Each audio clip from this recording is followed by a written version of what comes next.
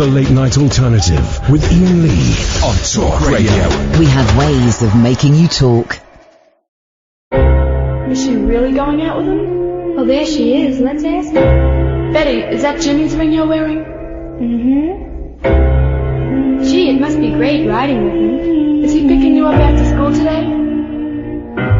Mm-mm. By the way, where'd you meet him? I met him at the candy store. He turned around and smiled at me. You get the picture? Yes, we see. That's when I fell for the leader of the pack. My folks are always putting him down. Down. They said he came from the wrong side of town. What you mean when you say that he came from the wrong side of town? They told me he was bad, but I knew he was dead. That's why I fell for the leader of the pack. One day my dad said, find someone new. I had to tell my Jim you is What you mean when you say that you better go find somebody new? He stood there and asked me why. All I could do was cry. I'm sorry I hurt you, leader of the pack. He sort of smiled and kissed me goodbye. The tears were beginning to show. As he drove away on that rainy night, I begged him to go slow. Whether he heard, I'll never know. Look out, look out, look out, look out! I felt so helpless, what could I do? Remembering all the things we've been through. Are you real? In school they all stop and stare. Dick. I can't have a chance, but I don't care. I'll never forget him, the leader of the pack.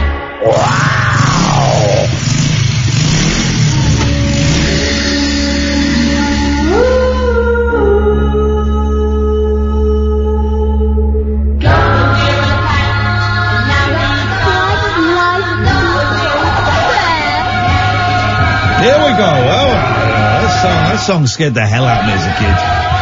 We can do that, songs that scared you as a child or as an adult. I had that when I was about 5. I had a clutch of singles in this little red singles case that that I inherited from my mum, and that was one of them. And it was scratched and it was tinny, very tinny sounding record, very weird sound. This talking bit that was all trebly, and then the guy dies at the end. That was terrifying. Absolutely horrendous. The Late Night Alternative. Brexit can F off as far as I'm concerned. For the next 3 hours, it doesn't exist. We live in a wonderful bubble of joy, of music, of happiness, of laughter, and maybe a few tears as well. I'm Iain Lee. Who are you? Catherine Boyle. Amy is on the phones tonight, dear listener. Can we try something? I want to alternate male-female callers. Dingus... Doofus. Dingus doofus, dingus doofus, dingus doofus. And if we've got any in-betweens, then they can bridge the gap. 0344 499 1000. Now this show is very, very dingus heavy. Get a lot of dingai on the line. Mm-hmm. So we're going to need some doofus. Dingus and doofus. What we're saying is man and woman. Come together right now over me. I want to alternate male, female callers. Now, we might just get stuck. 0344 499 1000. Could you just zoom out 2 notches for me, please? Yeah. Catherine Boyle on the old video camera. It's because James Wales is a tiny, tiny man, and he, there we go. That's it. Perfect. That's it. Perfect. Because we're going to make... Oh, okay. This is what we can... This is another thing we can put out there, right? We're not in next week, but it'll be really, really good. Me and Catherine are not in, so if you want to call us now. God knows who's doing it next week. I don't really care. I will not be listening. I might be streaming live, 10 o'clock sometimes next week. Here's the thing, right? We haven't done a video for a little while. You know that we got cameras in here and we film stuff, although that camera ain't pointing at you, boy. They never It's are. pointing over there. Amy, I don't know if you'd be able to fiddle with that camera and try and get it in on her somewhere in sight. Will be helpful, because here's what I want to do tonight. We've done a few things that have wound up the Gammon, that have wound up the Tommy Robinson fan. We've done a few little videos that I'm gonna is it this one? It's this one, and I'm gonna aim it. That's gonna be roughly at her. That's gonna be roughly. How are we doing? What do you think, Amy? What do you think, Amy? Not the right one. It's not the right one. Oh, the other one's on me then. Oh, is it on you? Fine. All right, fine, good. I want us to do a video. I want us to leave as a parting gift a video that's going to get a lot of traction on Twitter. That's going to go viral. Go viral. Sure, fine, whatever. But I don't know what to do. I've run out of ideas. So, dear listener, can you, and we'll fake it. We will totally fake it.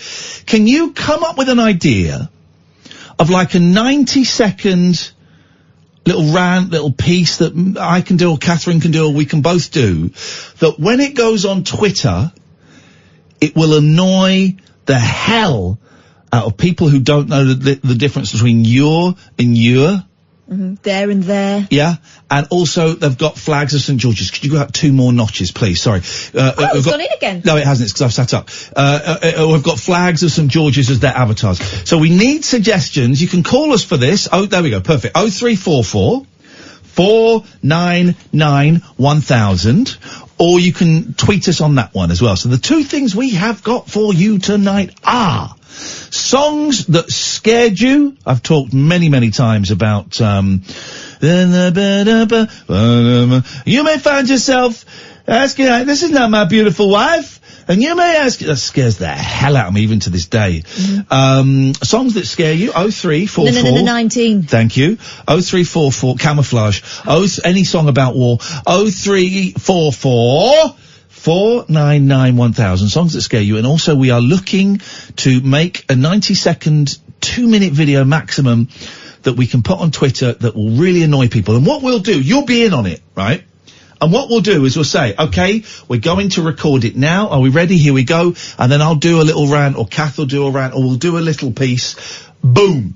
And it will be presented totally out of context. So you won't get the setup, you won't get the explanation. It can be anything. Absolutely anything. 0344 499 1000. And for the first time ever in British radio, we're going to go boy, girl, boy, girl, boy, girl. Now that scared everybody off because we ain't got no phone calls whatsoever. But what are we starting with? Doofus or dingus? Whatever comes through, that's what the order, that's the way we go. Whatever comes through. I mean, there is a very, very strong chance that nobody's listening tonight, that they're asleep, because they are very, very excited about Super Saturday tomorrow, when the world, when all of British media tells you that you should be excited about a load of old duffers sitting in Parliament, stuffing their faces metaphorically with your hard-earned cash. I couldn't give a fig about it. I'm going to be at the Eurogamer Expo at that place in London, the East London somewhere. I'm there all day. Couldn't care less. I'm going to be stroking my cat. I couldn't care less. Will not be listening. I'll pick up the events when I get home, probably, but couldn't care less. It's like Lady Di all over again, when the media went crazy about Lady Di. The media went crazy, and it was like sad. Of course it was sad. Yeah, but it got unsavoury, I think. It got unsavoury, but also it was very ghoulish. Very ghoulish. It was too big. It went on for too long. It went on because everyone was afraid. Every radio station, every news outlet was afraid to blink first and go, okay, well, that's that done. Now let's get on with the rest of our lives. And so no one did for months. It was like a competition to who was saddest and most respectful. And I think the same thing is happening with the old Brexitina, that everyone is afraid to blink first and go, okay, well, we're kind of done with that. We'll check in tomorrow. We've got a whole day of it. and Talk Radio and LBC. Can't believe it.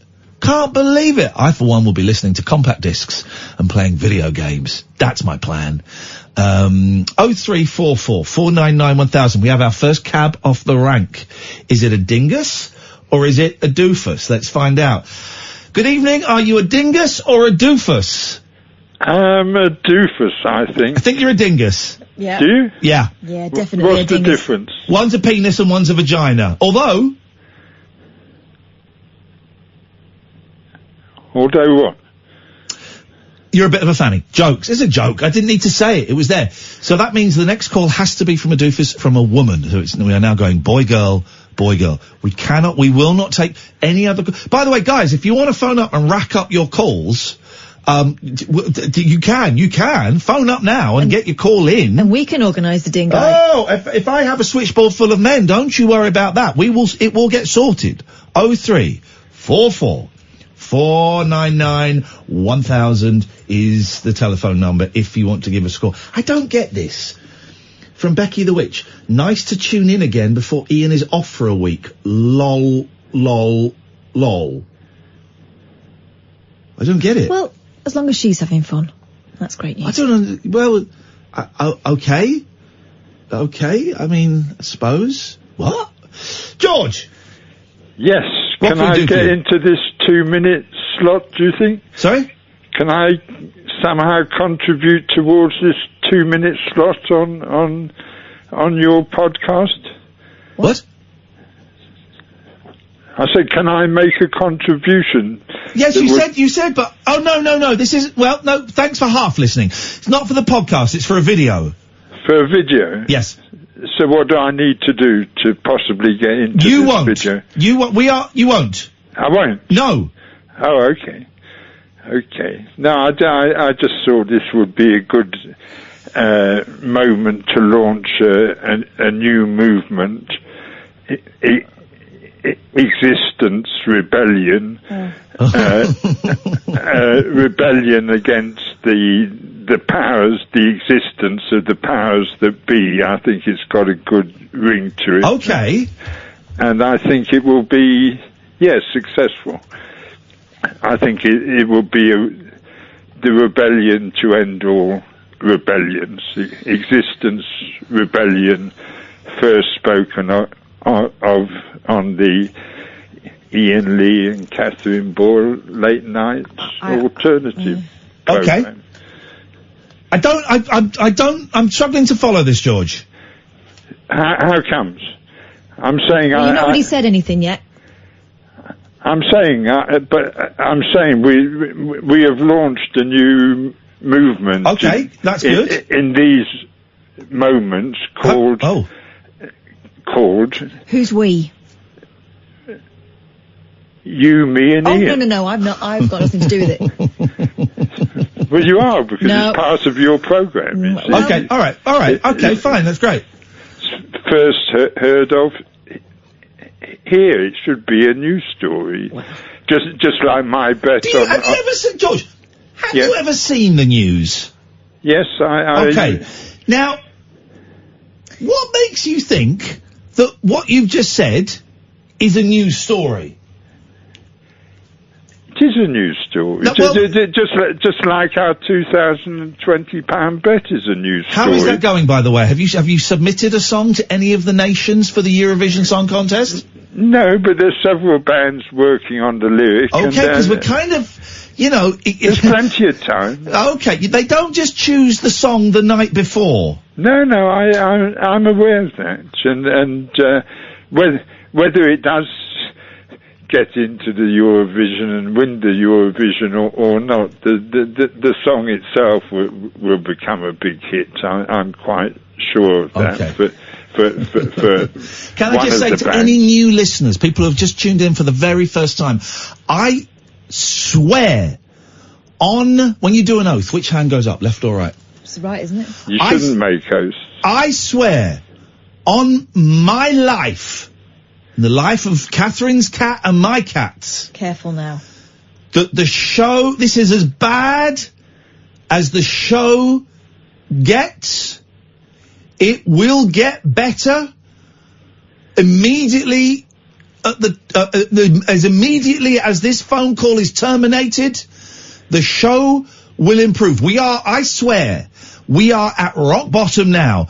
To quote Yaz and the plastic population, who I often get overlooked in Yaz's career, the LPP, the only way is up, baby. Oh, that's so unfair. Thank you very much indeed for your time. 0344 499 1000. So that was a dingus. We need a doofus. We need a lady to call up. Otherwise, we don't take any more calls. Barry is sat there. But just let me just check, because Barry is a unisex name. Barry, are you a dingus or a doofus? A dingus, I believe. We need a doofus, mate. Stay there. You'll be the next dingus up, but we need a doofus. Have a little look downstairs. If you haven't got a ding-dang, then you're probably a woman. We want to talk to you. 0344 499 1000. That's not necessarily so. Someone says, just tweeting me, they don't identify as either. Well, I'm afraid you're not welcome to call in tonight. I thought you said that they could... I've decided against it. Really? They get everywhere. Let's keep the show for men and women tonight, shall we? It's not discriminatory. It's traditional. 0344 499 1000. This is Talk Radio. The Late Night Alternative with Iain Lee. Unfiltered Night Talk with the original king of unconventional conversation on Talk Radio. What you got?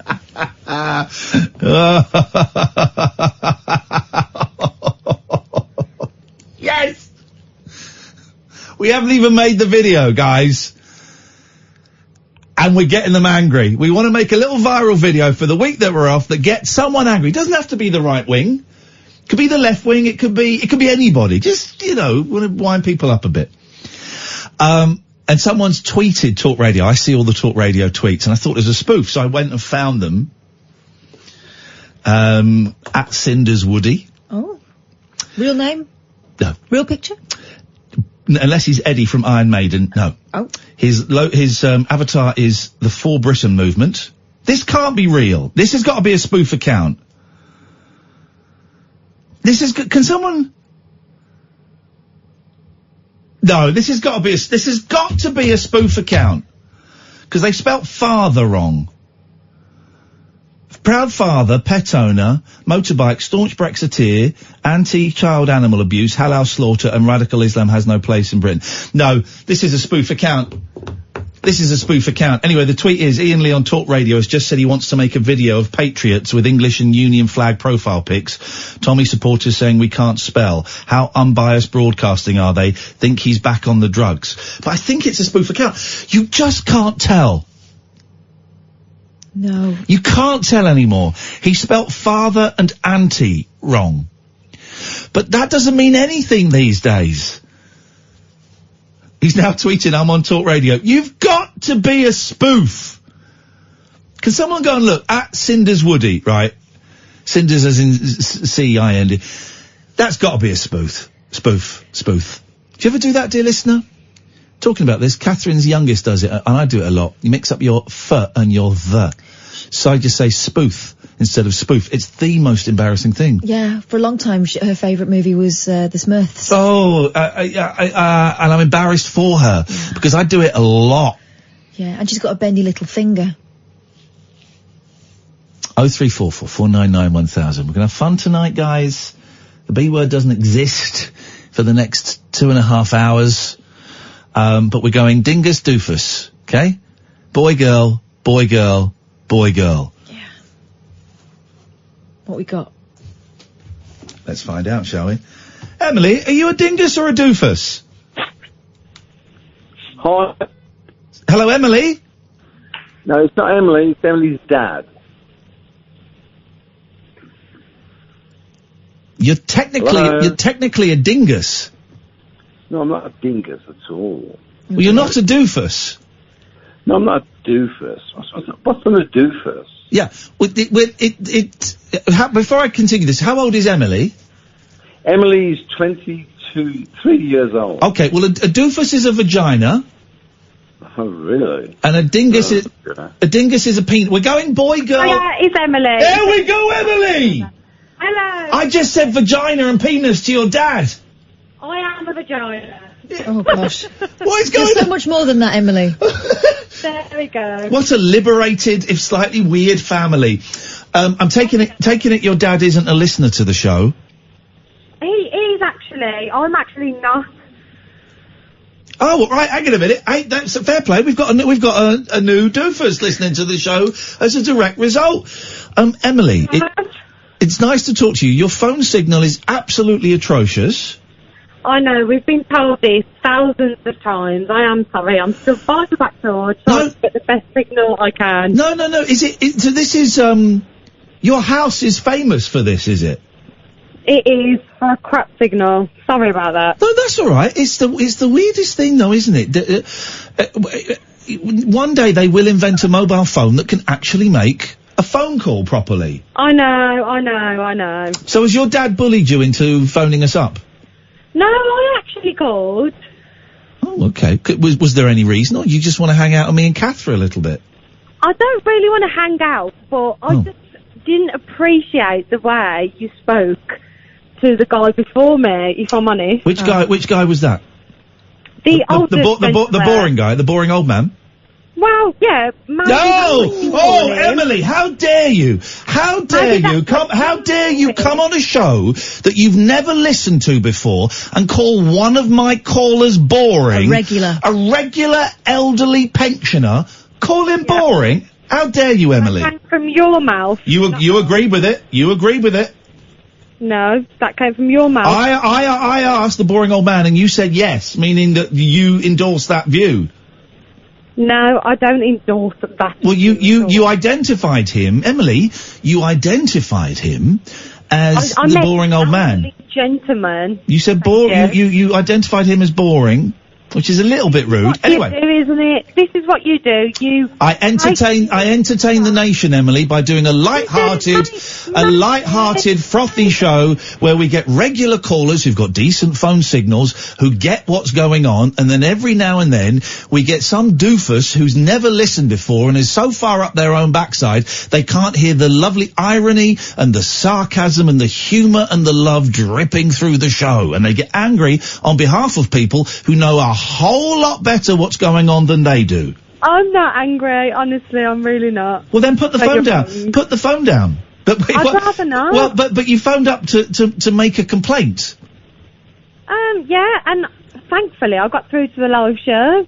Yeah, it's a live show. You're amazing I am. voice. Yes. The what? Yeah. To talk to your amazing voice, I said. Okay, so now you're sarcastic. You're sure you're not angry? No, I'm actually not. I'm actually very happy, and I'm very... So you're happy for the way I spoke to George?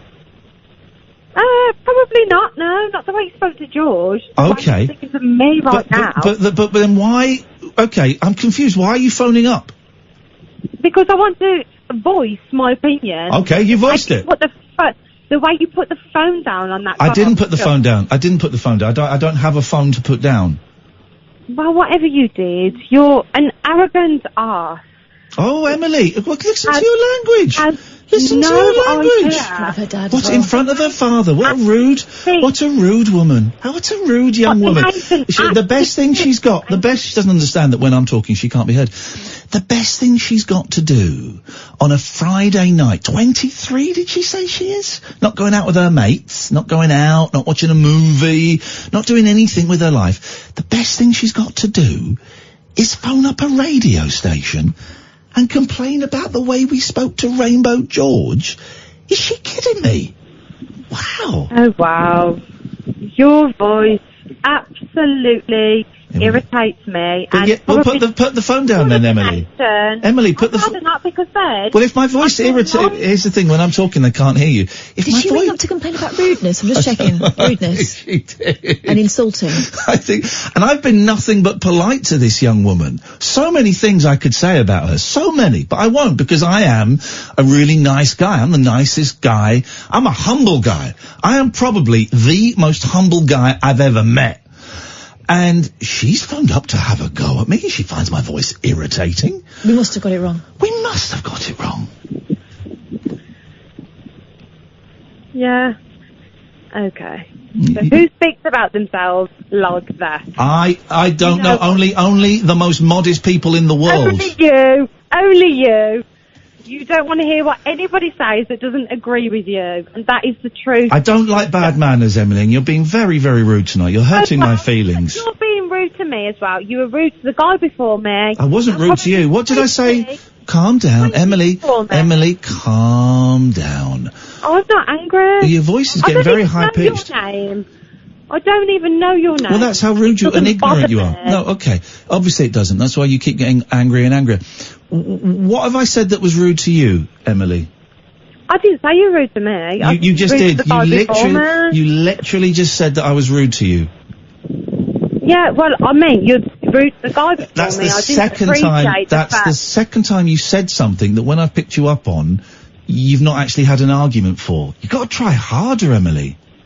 Oh, really? Yeah, really? Because this is embarrassing. You're 23 years old. You're not out on a Friday night. You're not doing anything on a Friday night.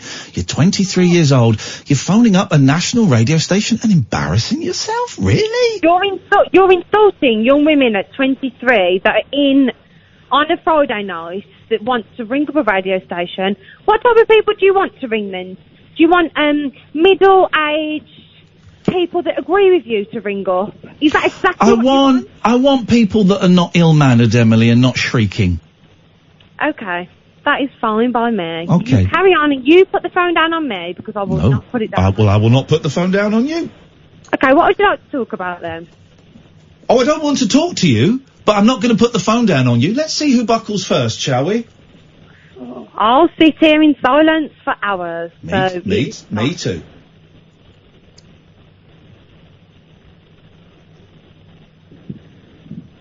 Or we could talk to someone fun and she could stay there and I'm not putting the phone when she down. wants to. Yeah, I'm not putting the phone down on... No, you don't have to put the phone down, but we can speak to someone else in the meantime. Yeah.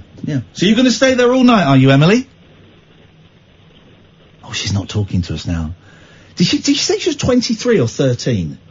Can't remember. Because even my kids wouldn't pull this trick at 7 and 9. It's because you don't like the fact that somebody doesn't like what you're saying. I know I haven't made a valid point, but the fact that Oh dear. You are literally so rude. It's unbelievable. What have I said to you that's rude? You are just rude. You don't like to hear. Put Chris straight through. Don't even just put... Emily dropped an F-bomb. Emily, what's your language? Wash your mouth out with soap. Is that the best you can do? Using potty language like that?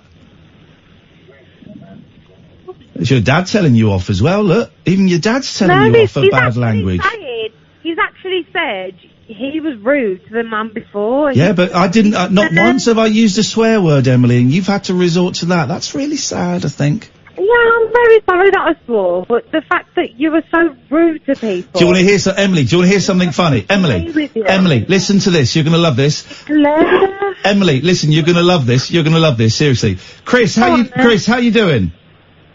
Good evening, both. Chris, how old are you, Chris?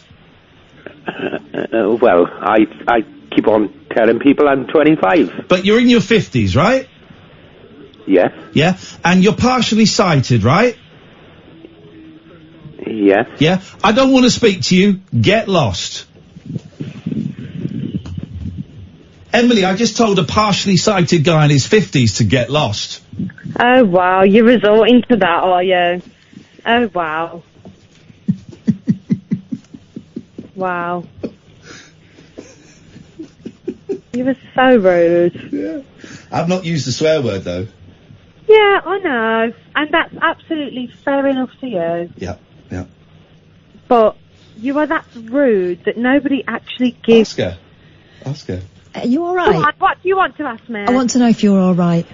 I'm fine, darling. Oh, don't call me darling. That's a bit rude. Absolutely fine. 23, she's Don't call me darling. I'm 42-year-old mother of two. It's just that you seem I'm a mother of two as well. Well done. So. Hurts, doesn't it? Here's the thing. I don't think you get it. Really? Yeah. Those two guys we just spoke to, we speak to every night, maybe every other night. Right, okay. And they're kind of in on it. Oh, wow. So, more for me then. Well, yeah. Why are you putting people on that are on every night just to make a fool out of other people? Like, Because we like just let all anyone, people? we just let any old person on, that's why. I mean, and any young person on as well. Oh, any old person? I mean, like, you know... Just twisting my words to say I disagree with an... Oh, God, are you arguing with me now? Emily's so angry. But you're all right. To say that any old person... Yeah, but then I corrected myself because I meant, like, you know, any old thing. Oh, any old thing. Okay, there we go. Any old thing. Sorry, that's what she's just said. Yeah, I have just said. Fantastic. Brilliant. This is nice, isn't it? Are you having fun? Emily's really nasty. Cross. Isn't she angry? Yeah. Isn't she angry? Well, listening to her dad, I guess that whole family's a little bit screwy. Oh, yeah. Okay. I've got no idea. No, you You haven't. haven't. Yeah, okay. None of you guys. So I'm going to leave you to You're your going to put the phone down radio first! show. We're going to win. I'm not leaving. I'm just We're going to gonna- leave the phone on the side. Okay. Just put the phone down when you like. Oh, we're not putting the phone down at all. You know what, actually? Is your dad telling you to hang up? Vile. You were that vile. Is your dad telling you to hang up? No, he's actually sat here laughing at you. I don't think he's laughing at me, darling. I think I know my dad more than you. I don't think you do. Thanks. Don't think you do. Think I know your dad better than you do. Oh, well.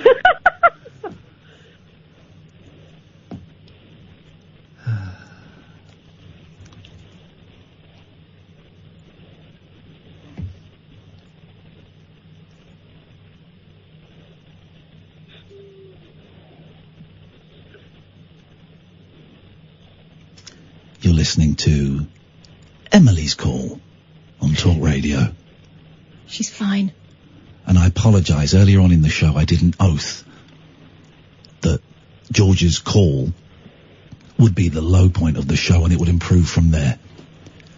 I lied to you, dear listener. I apologise. I've just got the radio on as well.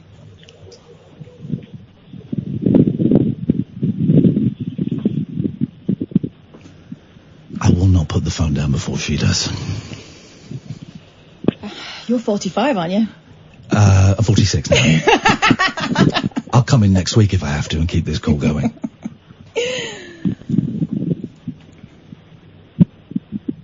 So we've done Chris. It's Doofus again now. We're on Doofus, then we got Dingus. I got a full switchboard.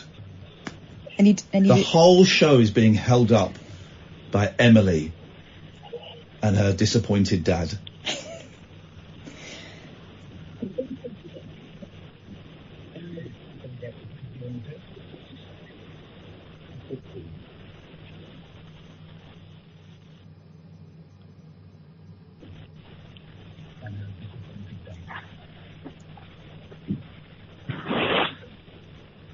Hi, Emily, you picked up phone again.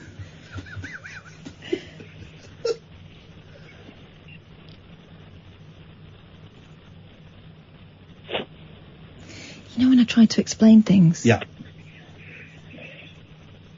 Just checking I explained it right. I think you explained it. You explained it in a very polite way, and then she got very mardy about it. I don't quite know what was going on. Very strange tone. Very disrespectful. Rude. Almost. I felt a bit patronised. Rude. Well, no, you can't feel patronised, can you?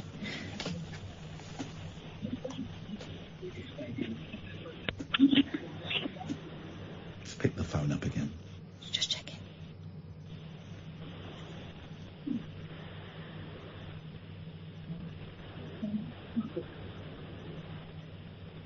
She might be a bit right about rudeness, though. It's horrible, isn't it, when you listen to rudeness? It is horrible. When people ring up and are rude. Yeah. I don't like it.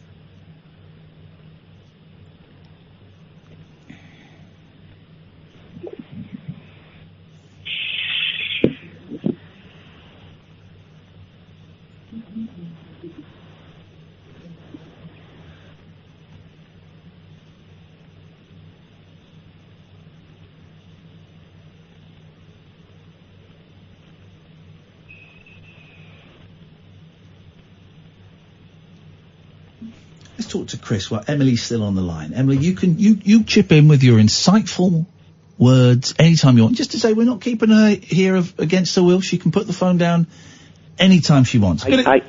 I could be in. All right, I'm going to be quiet now. No, you have can to be quiet. You can talk, Chris. You're the dingus. I haven't used it for a long time, so It doesn't matter. I don't know where it's at. What can we? I know somebody said if you don't use it, it'll fall off. I thought it was the other way around. What can we do for you? Well, I had a lovely phone call earlier. Was it from Emily? Even though you say I'm a boring, moany Oh no, that wasn't kid you. from Port Talbot, but I do have a sense of humour. I know you do. I could cheer her up. Are you coming to our show in Cardiff? Well, I don't think Emily be going to your show. No, not her. In Birmingham. I'm talking to you. Jesus. I'd love to. I did notice your podcast from the Bath show. Yes. A couple of weeks ago. Great. And I did listen to that. I did, and I thought, oh. Yeah. What have you called in for, Chris? Well, I was going to tell you.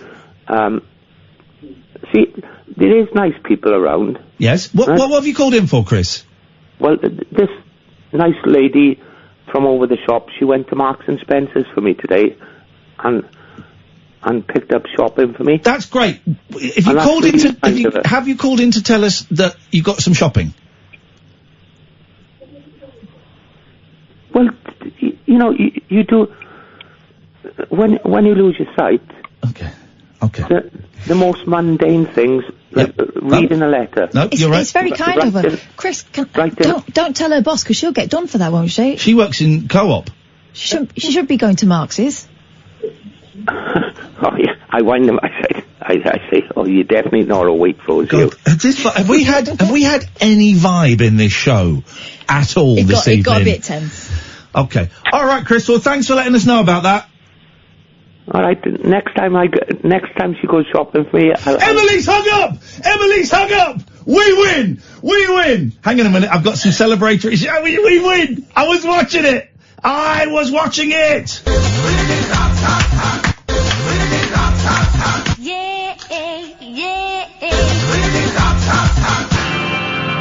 Tamata wakatangi hani kuwe uo tamataya tulipuka kapiki monga hona no kupoka wena wakatana tahu mata kuwa tanga no kawa mikitora.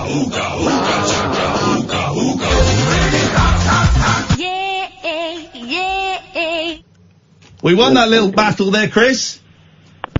And he's hung up as well.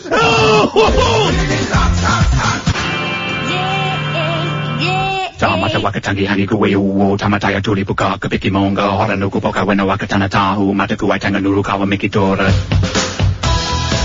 On FM, AM, online and digital radio. This is BBC Three Counties Radio.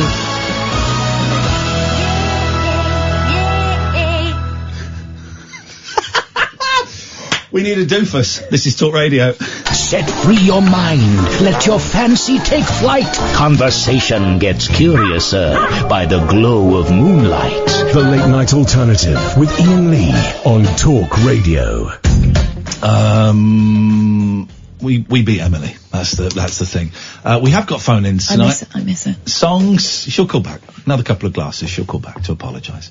Songs that scare you. I think we've done that before, but I quite like that one. We want to do a little 2-minute video that will upset somebody that we can put out. Totally. No, we could never upset anyone. Totally happy to fake it as well. I'm really happy to go. We have to. No, we don't.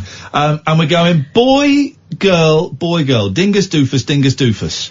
So we just had a dingus in the shape of Chris. Yeah, so we're on to doofus. Let's go to doofus. Evening, Claire. Hi, Ian. Hi, Catherine. Hey. Hi, it's the first time I phoned up, but my husband's a regular chatterbox to yourself, so my heart's going out my chest at the moment. I wish we got some warning. Hang on, here we go. Hang on. There you go. You get the bell. The bell's sounding a little muted. tepid. Can you tighten that up? There we go. I think that's as good as it's going to get. Something's not right with my bell. I think I broke them up. This is the end of the bell. Claire, You're bashing it too much. It certainly is. He's free with it. I've broken my bell. That's a terrible state of affairs. Whereabouts in the country are you, Claire? Leighton Buzzard, Bedfordshire. Oh, yeah. The best of counties. We know that. We just played a Three Counties little sting. Yeah, I think you probably know my husband as well. He regularly rings you and chats a load of weird stuff, so... But tonight's just wound me up a bit, so I wanted to phone you and chat to you about do you want to have a go at us as well? No, I want to have a go at that Emily, and I'm glad she's given up. Well... to be honest, I've listened to your show for, I think, a couple of years on and off, but you go past my bedtime, really. And so my husband regularly listens to you and chats about you. I want to be totally honest, mainly directed to Iain. Previous years of your work, I didn't really get your character, so... I feel ashamed to say it, but I sort of dismissed you. Then when you went into celebrity, the jungle thing, totally fell for you and all the hassle that you got after that. And say, Greg rings up and I listen to your show and I get so frustrated with how people talk to you both and they're just their general attitude. I mean, surely this shows you highlight so often, it's supposed to be light-hearted, fun, a giggle, and to forget the rubbish of life, especially the bee stuff, and all the other bee stuff.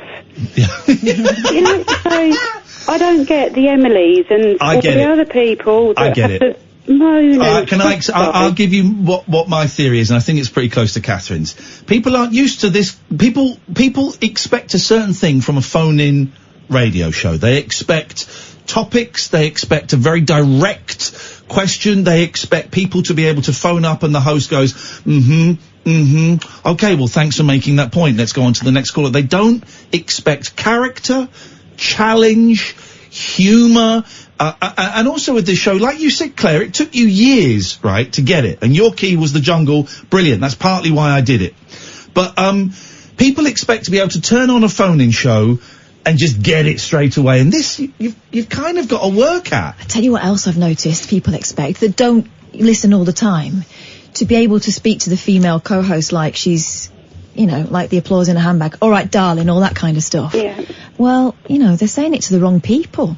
For one, they should have respect, but I think it's a lack of intelligence. If you're going to phone up a show, like your show or any other shows, listen, get a bit of history of what the show is about anyway, to make an informed judgment to criticise or complain. And if they listened, then they know they're in the wrong, that they're a bunch of muppets. They should just go and listen to another show. And let you get on with it, and everybody else get on with it and enjoy it. Where's, who's your husband that I phones have us? to mention it, because he's a weirdo. Oh. You know who he is. Who? Let's just say Shawaddy Waddy. Yeah, he's hiding in the kitchen now. I told him to go off because I'm nervous as anything, so you know, go and hide in the kitchen because it put me off. Can I let you into a secret? Yeah, he's weird. He please, respect. He is the greatest Shawaddy Waddy correspondent I have ever worked with. His reports are second. I was considering, if the first couple of reports hadn't been very good, I was going to make him the Bruce Lee correspondent, because I believe he's a little bit into Bruce Lee. Yeah. If the first one or two correspondent updates had gone really badly, we had it all set out, we had a special Bruce Lee jingle, but everything, we were going to give Greg the Bruce Lee correspondent update. Seriously going to wind him up now. He's going to be jumping up and down, bawling his eyes out. He has been so good. Yeah. We came up with Shawaddy Waddy as a joke, and he's done it so well that I just could never take him off that I would position. miss it too much. Exactly. So, Well, I cringe. That's why I go to bed, because he says I'm going to ring Iain up and Catherine up, and I think, right, I'm going to go to bed and I'll hear about it tomorrow. So I just cringe. But as long as you and the listeners are enjoying it, well, you know, fair game. But, you know, as his wife, I just think, oh gosh, here we go again. But, you know, if he's good...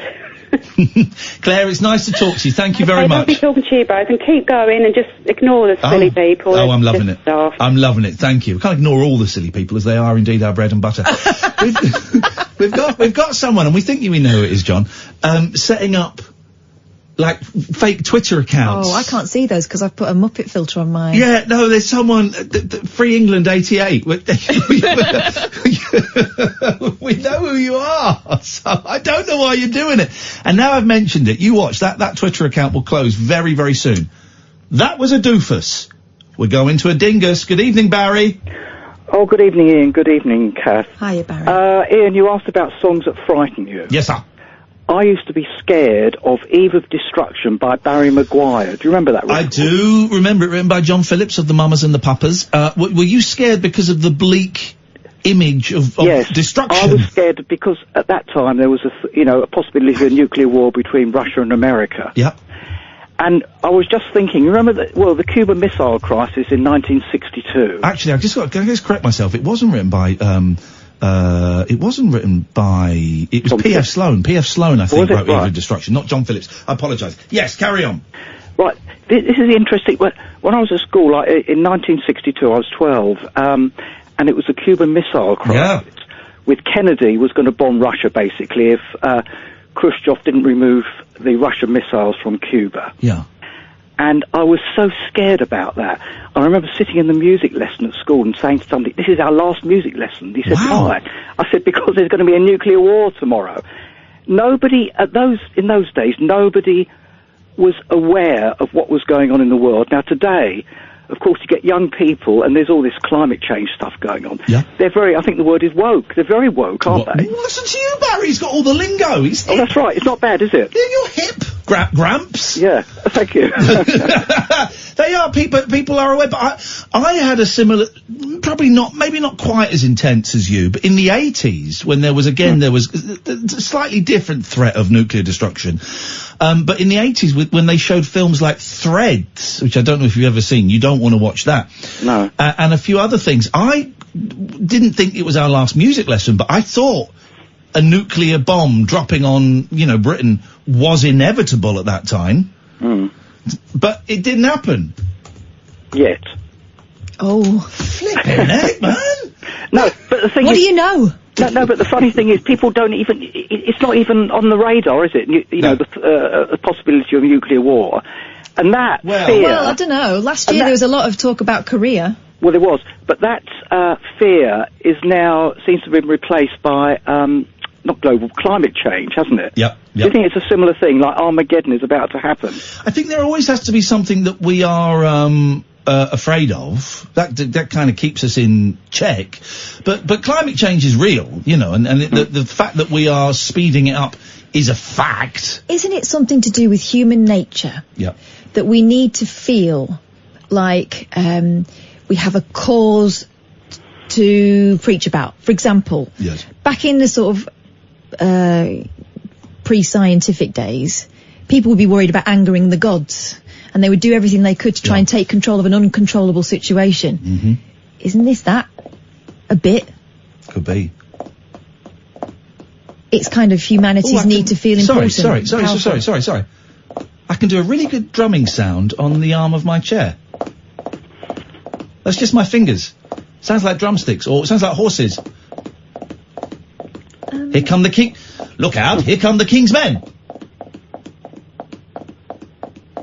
That's not bad, is it, Barry? That's like the old BBC radio drama department, isn't it? They used to actually use those sort of things, didn't they? The Foley artists, yes. Barry, nice to talk to you. Thank you very much. Try and sleep well. It could be the last night alive because of nuclear war. Or climate change. Or jihadis. Or Brexit. Zombies. Zombies. 0344 499 1000. First call of the next hour is going to be a doofus. Christina, it's you. Stay there. Then we got Jeffrey, and then we need another. It gets complicated. This is Talk Radio. The Late Night Alternative with Iain Lee on Talk Radio. We have ways of making you talk.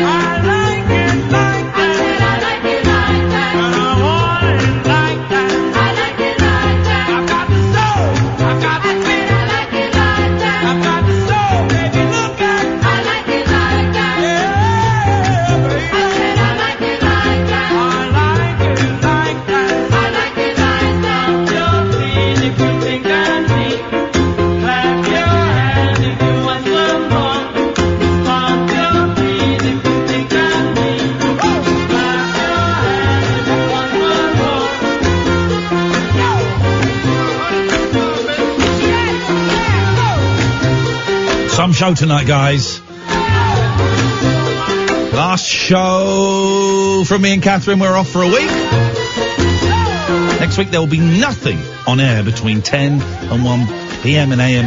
as a mark of respect to us. Thank you. Songs that scared you. I've just seen some amazing footage of Lady Gaga falling off the stage. Have you seen that? Have you seen the footage? Oh! She gets a fan up on... Oh, it's incredible. She gets a fan up on stage, jumps into his arms, and then they fall off stage. Kathy's going to watch it live. Here we go. Here we go.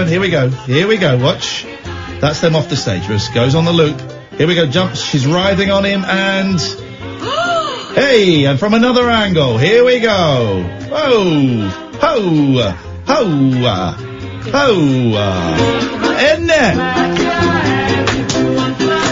Have you ever fallen off a stage? Ever falling off stroke over stories? I'm happy to take those, Catherine. I fell off my friend and broke my arm. Thank you very much indeed. If you've ever been out for dinner or lunch with Catherine, she's falling over all the time. We're going boy, girl, dingus, doofus tonight. And it's worked pretty well so far. We've got Christina, we've got Lynn, we've got Jeffrey, we got Jamie. But she's been waiting the longest. Please welcome the next doofus to the airwaves. Christina, looking good, Christina. Hello. Hey, Christina. Hello. I've been waiting for ages, been absolutely fascinated by all the weirdos, so I thought I'd join you. And of course, you're not one of the weirdos, you're one of the norms. No. You know why I'm calling, don't you? Do you know why I'm calling? Well, no, I don't. Oh... I think I offended you earlier this week, and you remarked on Facebook that I'd got your name wrong in a public arena. Do you remember that, or not? Was that not even you? You don't know what I'm talking about, do you? You've been on Facebook. Sorry? You've been on Facebook. What do you mean if I've been on Facebook? Let me rewind, and I'll tell you what I'm talking about. Hang on, what do you mean? You don't really go on it, do you? Which Facebook? Well, I'm on Facebook, of course I'm on Facebook. Hang on, let me tell you, and I'll tell you. My friend is Paul Edenbrow. And he rings you up quite a bit. And he rang you up and told you about this band that he's playing called the B-Side. Oh, you. And that was you. You called me Ian Dale. I know.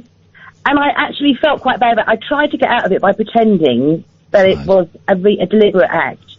And then having heard people being so horrid to you this evening, I'm really glad that I've taken the time to pick the phone up and say, I am so sorry. To show that have faith in the over 40s. I like Ian Dale. I like Ian Dale a lot. He's a friend of mine. And, yeah, kind of. I mean, we don't hang out. He's not as good looking as you are, though, is he? Thank you.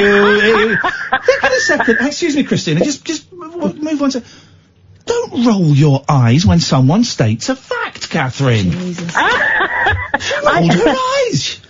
No, look, that was anyway. Look, I really didn't mean to get the wrong name. In fact, right. Anyway, there we are. The other thing is, I'm sitting on the sofa with Steve Maguire. Okay, he's the guy that does the jingles. Songwriter. Is it Would that you guy? Can he join in with you? Can he join in with you if you do that again? Oh, Mr. Songwriter.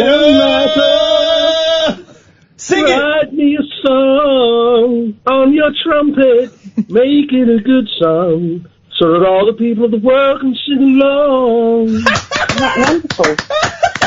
For those who don't know, that's the guy that wrote that song, and he wrote the theme tune to Vic Reeves' Big Night Out. Yeah, he tells me, he reminds me every day. As he should do. His place in folk history is enshrined forever. It's pop history. Anyway. Is he rich? So, how much money does he get? Like a check for no, £1,000 every month? I'm richer than he is, which is why he's on my sofa. Yeah, his last payment, whoever it was from, was £4.61, I think, something like that. Beautiful. Go and pour him a glass of wine or a beer or roll him a big fat J, whatever floats his boat. Now, yes. So many things I want to tell you. You just said a few moments ago that you're on holiday for a week. Are you going away with Catherine? No, I'm not going away with Catherine. That'd be weird, wouldn't it? No, I'm looking after Catherine's grey kitten. Oh, now. Can you hear Stephen in the background? I hope you can't. Filthy man. Filthy musician. Dirty boy. Yes, there we are. He's all right, really. Are you to an item? Yes, we are really. You know, but don't tell anyone because we keep it quiet. Do you have kids? No, not together. No. Right. No. Okay. Well, make love now. Well, Christ's sake, man, I'm 57 years old. 57-year-olds I make love. Don't get me wrong, but we won't be having babies. I'm not telling you to have a baby. I'm saying just make love now. But end this phone call I'm on the radio with you at the moment, my love. Just make love. Go make love. Well, I'm talking to you. I'll get round to that in a little while. It's on her list of things to do. Along with taking the bins out. I've done the bins. No, it's right, it's bin day yesterday. The street is clear ahead for plans later, but yes. Firstly, can Steve and I do an evening filling this empty slot next week one day? We got several evenings free. Yeah, sure. Come in any day next week you want. Would you mind? I don't know. I'm not here. I don't care. If you turn up about 10:15 and just say that I said you could come and do it. It's going to be all locked up. No, you won't be locked up. It's a busy building. Amy, are you in next week? Amy, you do? I am, yeah. Amy's here. Ask for Amy, and you can come and do the show. It's totally the way it works. So Amy's got my number, and okay, we'll sort that out. Maybe Wednesday, because I'm doing rehearsals and stuff on Thursday. All right, the other thing is, if you're not working tomorrow, which I know because you're only weekdays, would you like to come to this gig in Leicester tomorrow evening? It's miles away. Would you? It's miles away. Well, where are you travelling from? Don't tell her. I'll come and get you. Exactly. I'll come and pick you up. I am. I'm not going to invite a 57-year-old nymphomaniac around to my house. Who are you talking about? I've heard what you and Steve get up to. Have you? Who's told you? Not that Edenbrow. You, I live in Aylesbury. It's miles away. I don't even know where Aylesbury is. Exactly. So anyway, very. Well, look, if I could send a car for you if you fancy it, so just let me know. Okay. Again, if you speak to Amy, she will sort it all the details. Okay, good old Amy. One last thing, which might, I know you like conversations I of love ideas. conversations.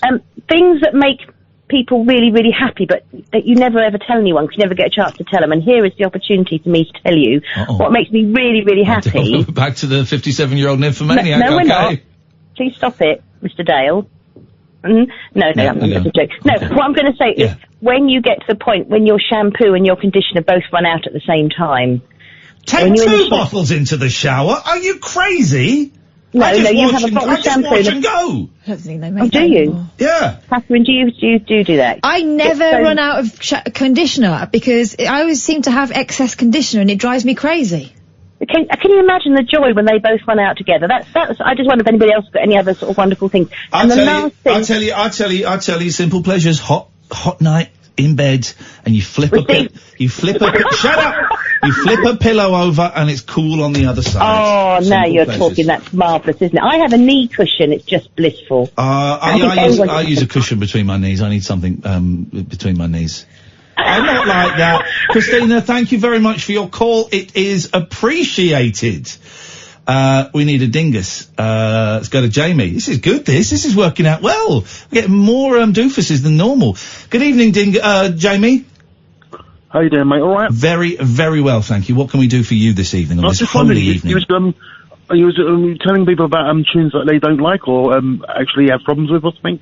Certain music, certain tracks. Yeah, are we doing songs that scare you? But you know the show. You can call in about anything you want. There's a song that makes me really depressed sometimes, and it's Bruce Springsteen. Have you heard of Streets of Philadelphia? On the streets of Philadelphia. Yeah, it's really depressing, mate. Isn't it? You know. Are you sucking on a tune? Yeah, I am actually. Is it a tune? I've not listened to any tunes. I'll tell you what it is. You go on. I'll tell you what it is. It's Harry Boners. Harry Boners. Yeah. You got Harry's boner in your mouth? No, Harry Boners. Harry Bows. Okay. But it sounds like it sounds like a boiled sweet, not a soft one. No, it is a soft one. Okay. So you got a soft boner. Oh, and you can't use language like that. Thank you very much, Jamie. Good evening. Good evening. Let's go to a doofus. Good evening, Lynn. Hi. How are you doing? Very, very well, I think. It's a weird old vibe tonight, but yeah. Yeah. I think the only real callers tonight are actually Emily, Telfella and me.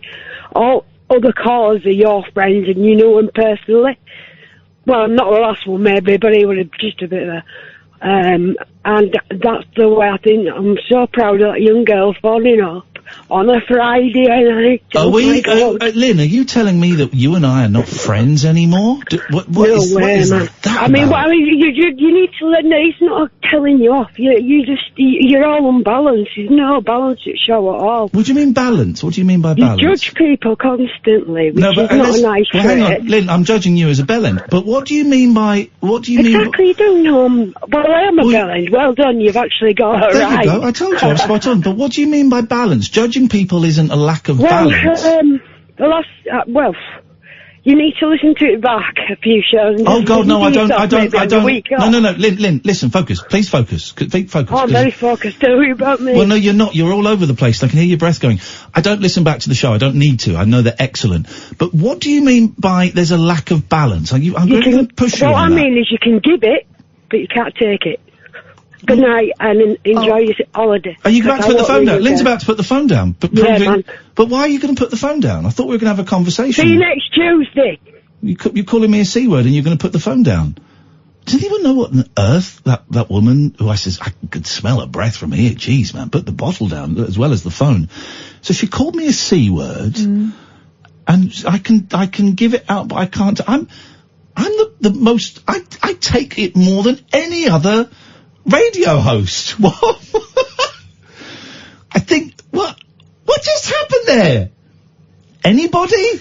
Broken Britain, that's what happened. God, Lynn, God, flipping heck, Lynn. Thank you so much for the call, Lynn. But honestly, I didn't really understand what you were saying, partly because of the slurring. I mean, that may be a brain disorder. If it is, I apologise. My mum's got MS, and so she slurs a lot. But we all jump to a conclusion when we hear something like that. I've literally no idea. It's what we used to call a hit and run, where they, it's like they wind down the window of the car, call you a tosser, then drive off. So you haven't got, all you can do is go, but, oh! But I really don't know. Here's the thing about Lynn. She waited about 45 minutes to make that point. That was, I wonder. hang on, I'll get it. Hang on a minute. Hang on. Lynn, did you accidentally get cut off, or did you hang up once you called me a C word? Hello, Lynn? Lynn?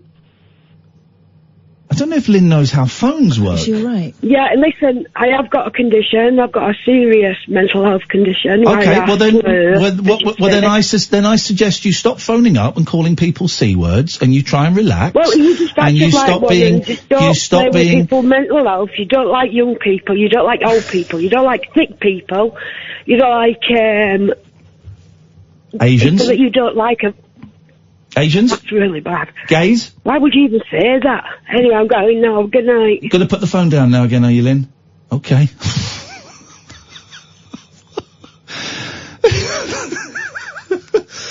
Okay, there's a difference. I will say again, there is a difference between a mental health condition and a neurological condition, which is what I was referring to, that possibly makes sense. But, okay, so she says she's got a mental health condition. That's fine. But, do we wait another 30 seconds for her to phone back and respond? I mean, I don't... Lynn... That last bit sounded a bit like Chumbawamba, didn't it? It did. Lynn, let me say something to you. Despite how rude you were to me in that phone call, despite calling me a C word, despite trying to play disability top trumps, by going, kind of saying, you can't be rude about me because I've got a mental health condition, I love you. I love you, Lynn. I wish you peace. I wish you happiness. I wish you joy. I hope you have a fantastic weekend. I forgive you for calling me a C. I forgive you for dragging down the show to levels that are going to be hard to turn it around, but I can because I'm an excellent radio presenter. And I forgive you for your rude, mean tone. I really do. I wish you love. Thanks very much indeed for your call. 0344 499 1000. Any other idiots want to phone up and call me a C? This is Talk Radio. A star-crossed soapbox for sailor boys, stable girls, I'm on the edge. and stripper grands. It depends who you're with and it depends on the situation. Late night speech radio with a difference. Thank you. The Late Night Alternative with Iain Lee on Talk Radio.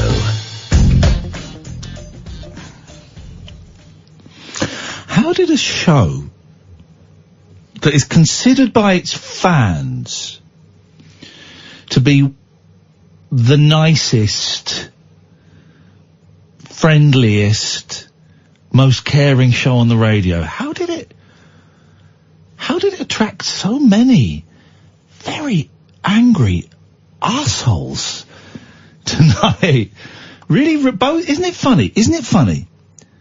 Both the complainers, Emily, and I've forgotten that woman's name already, it's so inconsequential, both use swear words. Admittedly, the last caller said see you next Tuesday, but we know what that means. I mean, that's the worst word in the world. Yeah, we know what that means. You're all now thinking of the worst word in the world.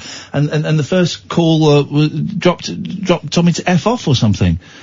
Isn't it funny that the two people who aren't regular listeners or contributors to this show have phoned up to accuse me of being a bully, and yet they've used 2 of the top 3 swears.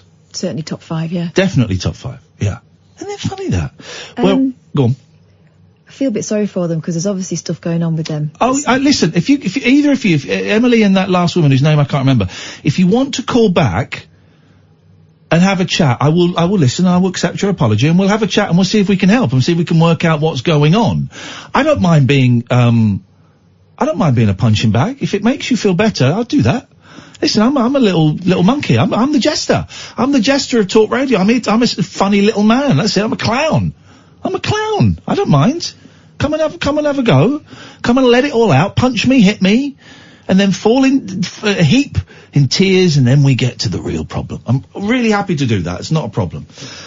So did we just have a dingus or a doofus?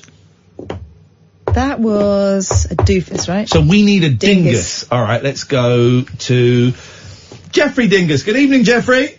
Oh, do you know, by this point in all these conversations, I'm no longer sure which is any more a dingus or a doofus, but I'm like... Just put your hand down your trousers and have a grab.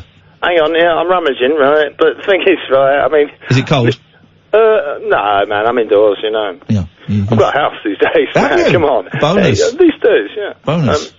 I wanted to say I feel a lot better, actually, a lot calmer, because I blocked a couple of phone numbers that were basically making calls very similar to a couple of those that you've had. Yeah. And I thought, instead of, like, keep taking that and keep disrupting my equilibrium constantly and, like, destroying every attempt I make to, like, keep myself well and calm. That's all they do all the time, right? They ring out to do that. And as you saw, they run out of words, so yeah, you got one. I know, it's an old word, what they said, you know, it's a swear word, yeah, sure, but do you know what, the Viking, it's a Viking word, right? They don't know it, because they ain't got the sense to learn it. It's a Viking word, it means a thing, right? Yeah, great. Some of us have got one, great. You happen to be one, you don't need to phone up a national broadcast to mention the fact they are, you know? We know that, we see it, right? We hear it, and they're like, when you run out of words and you're reduced to that, and eventually, I would imagine that person is now arguing with that partner, or she's out annoyed. Oh, we don't know. Let's not make assumptions about them, because we don't know. They're not here. I don't know. It's my bag, isn't it? That, you know, it's just what I've dealt with. But yeah, so instead of every time I sort of heard that kind of hysterical, you know, that I've heard a lot, to be fair, all right, whether it is or not. No, I'm not talking about the last lady, to be honest. And I heard everything you said, and I think you're right. Like, sometimes people they say you're in pain, and sometimes you just do, don't you?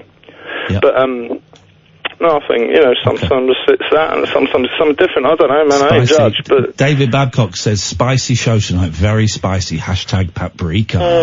Paprika, I would say. I want some ginger. Really, I want some ginger and some pineapple. I'm going for Jamaican lunch. You were doing so well at making sense. What? I had Botswana lunch today or something. It was nice. Botswana? What's a Botswana lunch? Well, it's like food made by a chef from that nation. Okay, fine. But it could be like bag of chips or something? No, I needed some healthy food, and that's why I actually travelled. Guess what me and Catherine had for our tea tonight? I don't know. It was either like a Big Mac because he was in a hurry, wasn't it, probably, or it was like we sat down and had a proper one. So you tell me about it. It was a bag of chips from a chippy. We had to park at a different place tonight, and we parked up near a chippy. I got there first, and I phoned up Kath and said, Kath, Do you fancy a proper bag of chips tonight? Yeah, it's nice. That's a treat, man. It's a treat. And we got bag and chips. Kath had a sausage. I had a battered sausage, but that's a different story. No, those are the things we ordered. I had a pickled egg and a can of cream soda, and we sat in my car, and we had a bag of chips, and it was flipping gorgeous. Yeah, man. Innocent. If you're in the right mood, the right Brexit, person, isn't it? It's Brexit. It's the right thing. It's Brexit. It's what Brexit's all about. Oh, yeah, Brexit, yeah. So it's all about a bag of chips. It's sorted, mate. Apparently, what I'm going to do is I'm ordering lobster and chips, and that, but I want, it's going to be like snapping at the time. I've never had lobster.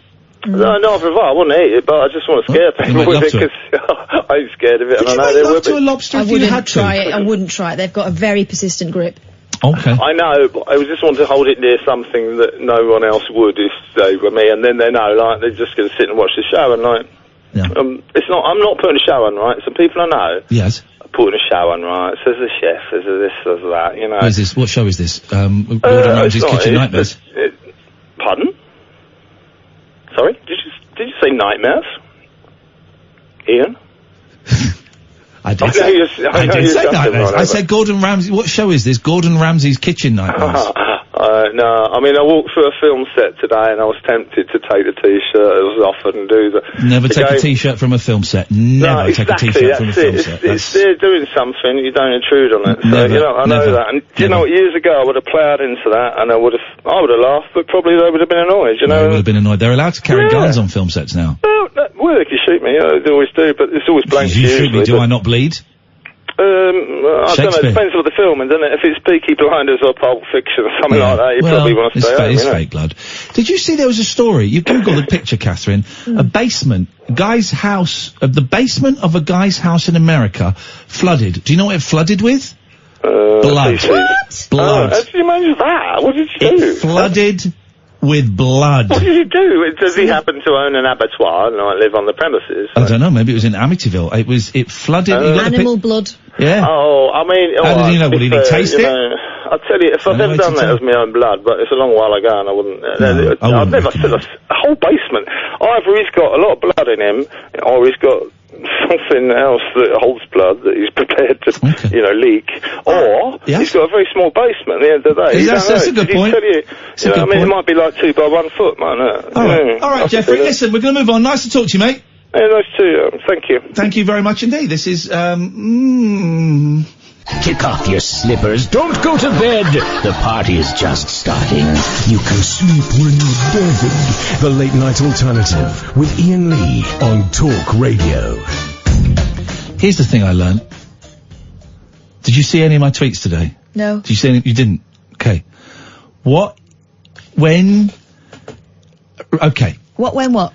So, supposing I had, I murdered your mum. Yeah. Okay. Why would you do that? Because I like my mum. Yeah, I know, but she gets on my nerves. She'd have you anyway. Oh. Okay. Like, Suppose I murdered your dad. She'd bat you. So I murder your dad, right? Don't mean. But then I have a terrible car crash that means I have to have both my legs amputated. Right.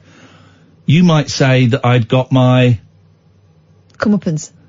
Okay. Just desserts. Yeah. Just desserts. Okay, spell it. D-E-S-E-R-T-S. Well, that's just deserts. No, it's not. Don't tell me you knew this already. Because of what you deserve, rather than you don't deserve. I didn't know this. I thought it was just desserts, as in Knickerbocker Glories. Wow. Why would it not be? It's pronounced just desserts.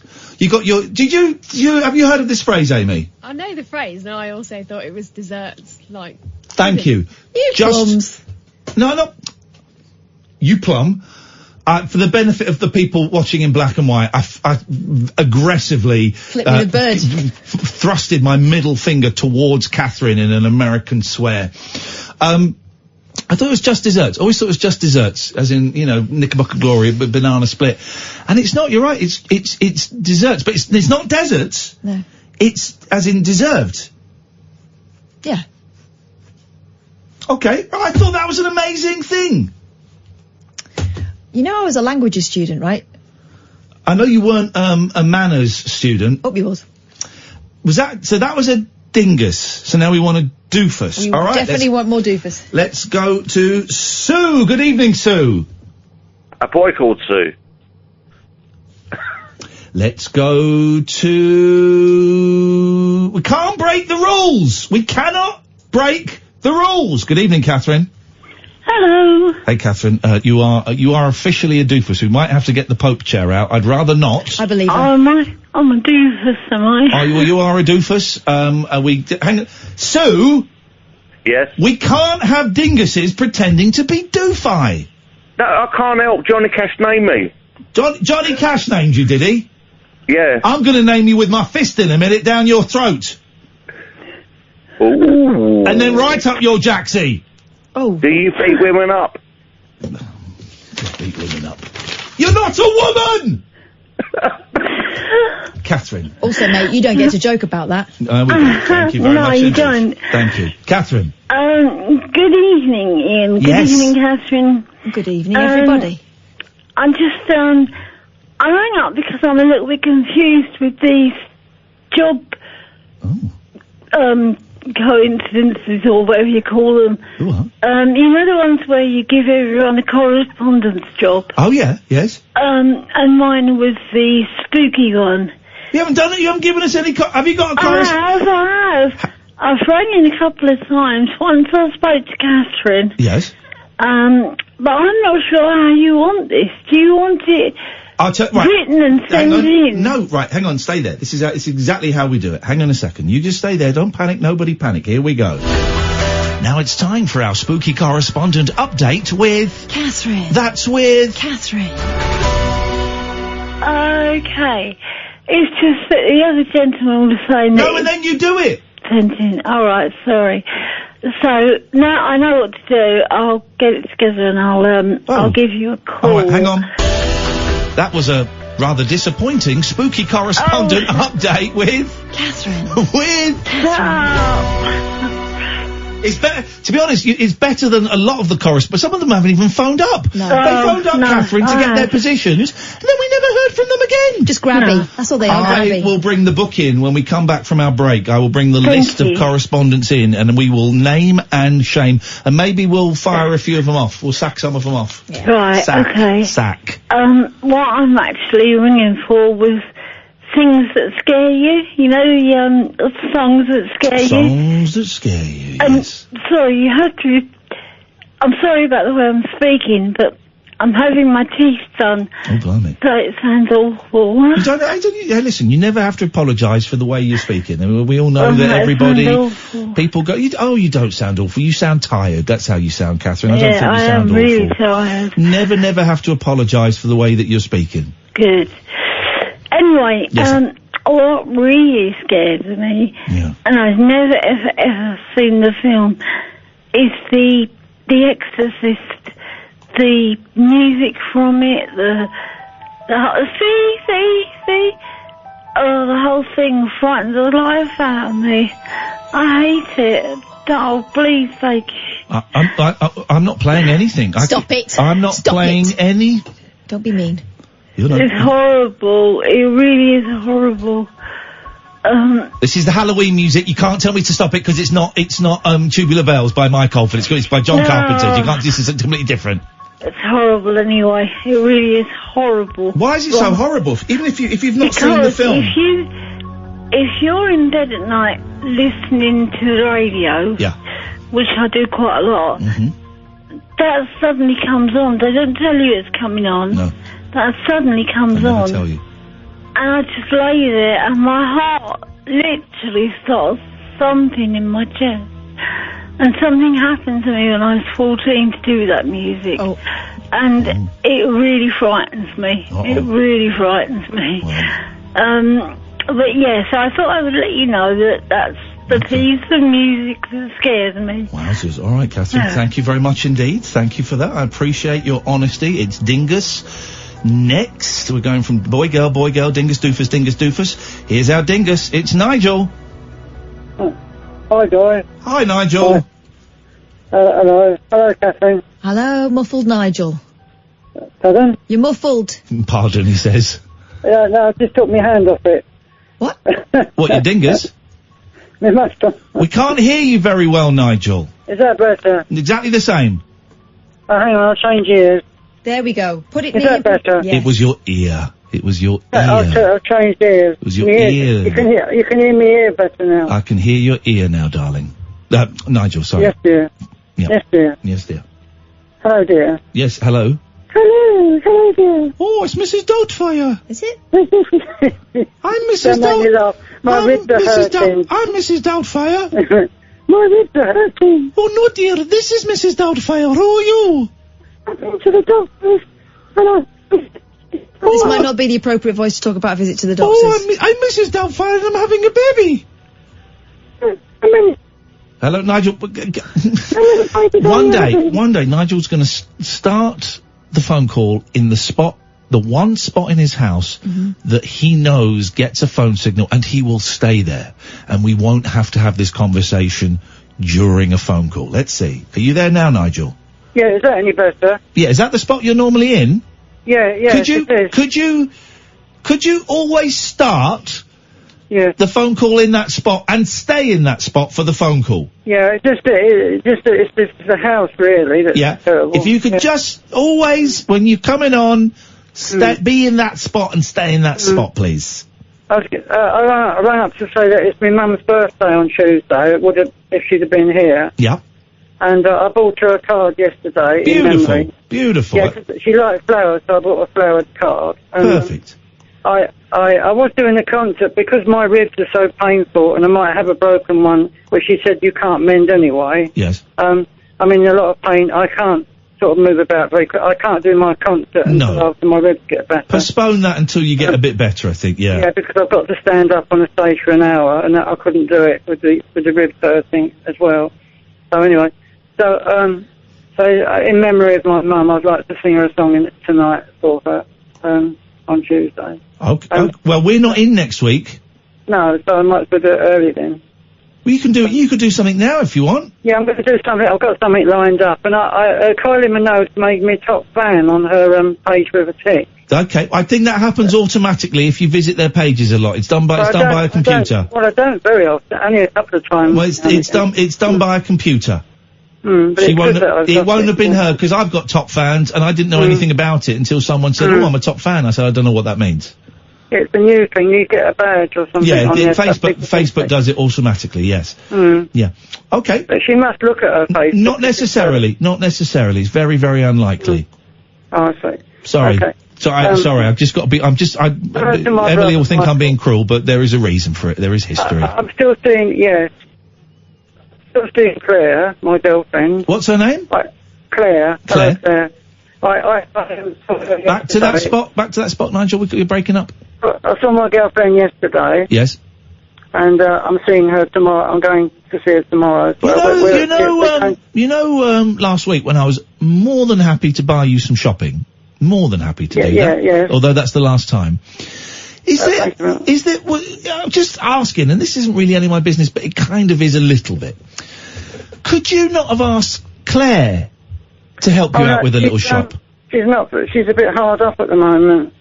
Right.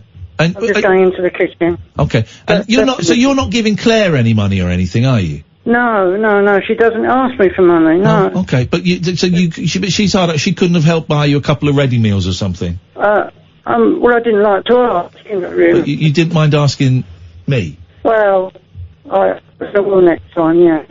Okay. I just think she gave me £5 the other week. Okay. Yeah, she does lends me money sometimes. Okay. All right. We're all good. But I've taken my codeine, and my pains are slightly better because I've got tablets from the doctor. Can I just say, while Nigel's telling us his medical history, we got another dingus lined up. We haven't got any doofy. We need a doofus. We need a woman to call in, otherwise this show comes to a grinding halt and we can't get to Nelly's fun quiz. Oh, okay. Nigel, let's have your song. Yeah. Especially if it's for Mum. Oh. Nigel, we can't hear you. Keeps breaking up, mate. Especially for you, it's for my mum. Right. You said you moved. Where did you move to? Because we could hear you before. The kitchen. It's an awful place. Nigel, you need to go and stand in the place where we can hear you. How's that? Is that better? That's better. That's in the other corner. Anyway, especially for you, for my mum. Hello? Away you go. Yes. You went quiet and you frightened me. Especially for you, I want to tell you, you mean all the world to me. I was certain that our love was meant to be. You changed my life, show me the way. Now that I'm next to you, no more dreams about tomorrow. Forget the loneliness and the sorrow. Do, especially for you. Ah, she'd be very proud, Nigel. Happy birthday to your mum on Tuesday, all right? Have a lovely weekend. Yes, thank you, Iain. Take care. Bye-bye. There we go. Night, Nigel. That was nice. Thank you, Nigel. Happy birthday to your mum next week. We may be having a doofus phoning in this very second. Let's go to a break so that Amy can speak to some doofus. Experience the unconventional. Hello. The unpredictable. Don't you think that's a bit weird? And the completely unorthodox. It was my birthday. With rule-free Iain Lee. I was just trying to generate a bit of content. The Late Night Alternative with Iain Lee. Hate alarm clock, hate going to work. On Talk Radio. Strange vibe tonight from the callers. I don't think it's coming from us. I think. Can we tie it into Brexit? I think we possibly could. It's a very strange atmosphere. Kind of a sense of relief for some. A lot of people just resigned to, right, okay, let's just do this. Let's just do it. It's a weird vibe. No, but there's tension because no one knows whichever side you come from. Be happy. No one knows if it's going to go their way. No one's. And they're anticipating conflict. No one's going to be happy. Whatever happens tomorrow, gets through, no one's going to be happy. Doesn't get through, no one's going to be happy. And everyone thinks if it gets through tomorrow, that's it, it's done. We can go back to talking about potholes and smacking children. Right? No. If it gets through tomorrow, we've got another 5-10 years of it. If it doesn't get through, we've got another 5-10 years of it. Oh, God. So, we're doing a nice, lovely show today, but angry people are still welcome to call in. And if Emily and that other woman whose name escapes me want to call in and have a proper chat, I can't believe people still fall for that. I'm a really humble guy. I'm the most humble guy I know. That's obviously a joke, right? That's obviously... Well... I might as well play a ba-dum-dum-tsh. Yeah, but... They phoned up on the basis of a misunderstanding in the first place. I said that. It's one of my favourite lines. I'm a really humble guy. I'm the most humble guy I know. I mean, it's obviously a gag. And it got people... Where are we going? Is it a dingus or a doofus? Last one was a definite dingus, so doofus time. Evening, Lorna. Oh, hi there, Iain. Hi there, Catherine. Hi, hello, Lorna. How are you? I'm really happy because I've booked my ticket for Birmingham. Hey! Oh, nice one. Thank you. We're doing a show in Birmingham next year. All the dates, iainlee.com/event, and including, we've just put on sale tickets for Manchester, Birmingham, Cardiff, Glasgow, Brighton, and we're going to add a couple more. Bath. Hey, Bath. Nice one, Lorna. Thank you. Well, come. You can have a seat on the stage with us if you want. Oh, thank you. Oh, didn't sound very excited. I'm going to try... No, I am really excited. I'm just feeling a bit, sorry that I haven't been a very good correspondent for you. Oh, here we go. It's a guilty booty call. That's it, that's the one. The gooty. Yeah. It's a gooty call. Lorna, it's been so long since we've spoken, I don't even remember what correspondent you are. I'm the soaps. Well, there's not been a lot going on in the soaps recently, is there? Well, only a few. Supposing, I mean, I'm not going to, but if I were to just say do a correspondent update now, could you do it? Yeah, there's been, it's time for be quiet. It's time for a soaps correspondent update with Lorna.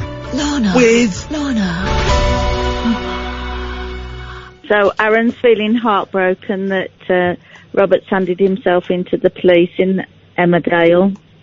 Meanwhile, Martin's getting beaten up by debt collectors in EastEnders. And in Coronation Street, it's all a bit sad with Sinead coming to the end of her life. That was a soaps correspondent update with... Lorna. That's... Lorna. do you know what? I've got a smile so big on my face. Thank you very much. Hey, Lorna, you have secured yourself a place as the soaps correspondent right through till March the 21st. Thank you. That's when our who knows, our contract ends on the 20th of March. But you are guaranteed. Don't sit on your laurels, though. We really want to hear those soap correspondent updates. I will. I promise I'll be more regular. Otherwise, I'm going to have to ask Catherine to set up a tripod and camera and film herself spanking your bottom. Oh. No one will see it apart from me. Oh, yeah, that'll be right. All right. Nice one, Lorna. Thank you very much. No, thank you, and have a lovely week off, both of you. Thank you very much indeed. We're gonna, Kat's going away. I'm doing now, and I cannot wait. I'm gonna do a bit of streaming. I do a little bit of streaming. Gonna do some reading. Gonna have my chimney is gonna be swept tomorrow, Monday. So I'm gonna be sat by the fire reading sweet, sweet books. And looking after my cat very carefully. Looking after your cat, and then we're gonna go and see Cher as well on Monday before you go away, isn't it? Yes, mate. So that was a doofus. Now we want a dingus. Good evening, Nelly. Good evening, Ian. Good evening, Catherine. It's the biggest dingus of them all. Yes. Hello. Scary song, number one. Yes. There's a song that scared me when I was a young boy. Ironically, it was Nelly the Elephant by Toy Dolls. Oh, the Toy Dolls version. Oh, my God. That's it? Yeah. I didn't like that either. That Toy Dolls version was haunting. Nuts, man. It was really haunting, that little bit that sort of carries into the chorus. It's all played on toy instruments, right? Is it? Is it? Is that what this was? That the Toy Dolls gimmick? Well, punk band, aren't they? Yeah, but I thought they played it all. I just remember it used to get very rowdy at the school disco, and someone would always get dragged over. Toy Dolls band. But it was that. Yeah, that. We had it on vinyl, and when that bit came on, I wept incessantly. It was horrifying. The Toy Dolls are... What's the date today? The 18th of October. They are... well, they were playing in Germany, in Hamburg. 4 days ago, they were playing in Hamburg. So like a bit of Nelly's Elephant. To celebrate the 40th anniversary of the Toy Dolls. They are playing in Hamburg 4 days ago. Do you want a fun quiz? Yeah, go on, why not? Get me voice on. Hang on, I'll put my quiz show voice on. Okay, all right. This is great. This is going to be fun. I'm being ironic, dear listener. You might want to go to bed. Good evening and welcome to another... Whoa. What's happening there? Well, it's my voice, my quiz show voice. Get him some quiz show music, quick. Oh, I can't. I'm watching a really funny slow motion video of a dog and a cat sort of play fighting together, and I'm following this Cats Twitter feed, and it's the best. And then they kiss at the end. Oh, of course I do. I'll find some quiz show music then. Well, no, because you're not plugged in. Hang on, I'll find it. Quiz show music. Here we go. June, stay there. Come to you in a bit. Do it. Stop doing that, because that's part of the... Nelly the Elephant. Okay, Nelly, away you go. Hang on. Did you not like it because your name is Nelly? No. Just because of that bit in the middle where it goes, whoa, like this. That was it. But it's a bit of a coincidence, isn't it? That the song that scared you has got your name in it. Well, is it? How do you feel about Nelly Furtado? Overrated. There you go. He's a nelogist. He is a nelogist. He's a nelogist, alright. Good evening and welcome to Nelly's Fun Quiz. We have two contestants today. It's Ian Lee and Catherine Boyle. Say hello, guys. Hi, guys. Hi, two-handed wave. So, let's go to Ian Lee first. Ian, I believe you're a big fan of video games, is that right? Yes, it is. So what's the longest you've played a video game non-stop? 25 minutes. That's okay. You're not going to play it long. That's fine. Catherine Boyle. Good evening, Catherine. Good evening to you, Nelbert. I understand Nelbert that Wilkins. Just got I understand that you just got yourself He's not going to make it. He's going to hang up on cat. us in a minute. Josh, you've got a cat, Catherine, is that right? I have, yeah. Oh, well, how beautiful. So, what have you been feeding the cat? Dry food, wet? Bit both, yeah. Fish? Bit both, yeah, and some fish, and a little bit of ham. Oh, I wouldn't have thought the ham would be very good for it, but never mind, I hope it won't die. Okay, so... Wow. We've got, Stop. So, we've got... I don't really want to play this anymore. No. Why do you say that? Nelly, Yeah, right. Here's what's going to happen. We're going to have a break. Going to play the news. God. Then when we come back, we're not going to play a song at the start of the show again. Just trying to avoid saying the phrase top of the hour. We're not going to play a song when we come back from the news. We're just going to go straight into the game show music. Just going to call home and see if she's all right. Okay. We're going to go straight... Excuse me, pardon me. We're going to go straight into the game show music, and then we're going to go straight into the quiz, okay? yeah, fine, they're gone then. Jesus, what an attitude. This is Talk Radio. The Late Night Alternative with Iain Lee on Talk Radio. We have ways of making you talk. Good evening. Welcome to Great Britain. Welcome, Talk Radio listeners. We have a fun quiz for you tonight. I'm going to be hosting it. My name is Nelly. Our two contestants, we heard from them before the news. They are Iain Lee and Catherine Boyle. You've got a third contestant as well. A doofus has turned up. Great. What's the doofus's name? June? Hi. Hello. What's your name, June? Doofus number 31. Good evening, was it June? Good evening. Iain, Catherine and Nelly. Good evening, June. So you're going to play along as well. So where are you calling from, June? I'm calling from Birmingham. That's in the Midlands, isn't it? I hope so. Yeah, there's it's full of I don't know what's in Birmingham. Canal. Yam-yams. Canal. Can we get to the sodding quiz, please? Of course we can, Ian. Thanks for getting us back on track. So we've got a list of 10 things written down here, and I've got a subject. You're going to get well, hang on. Usually it's 5 and 5, which equals 10, so we'll do 3. So each person's got 3 guesses.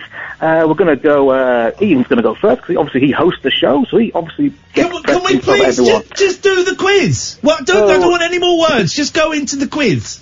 Iain Lee, the subject is pie. Right. What's on my list? Pie. 3.142. Incorrect. Oh. Catherine Boyle. Shepherd. Correct. June. Apple. Correct. Ian, your second go. Cottage. Incorrect. This is balls. Oh, you laughing, Nelly? Is it funny? Catherine Boyle. It's funny, I'll give you a boot up the arse. Humble. Incorrect. June. Life of. What? Incorrect. We're cleverer than you, Nelly, and that's the problem. We're clever, and we've seen movies and read books. It's movies, mainly. This is your third and final go, Ian.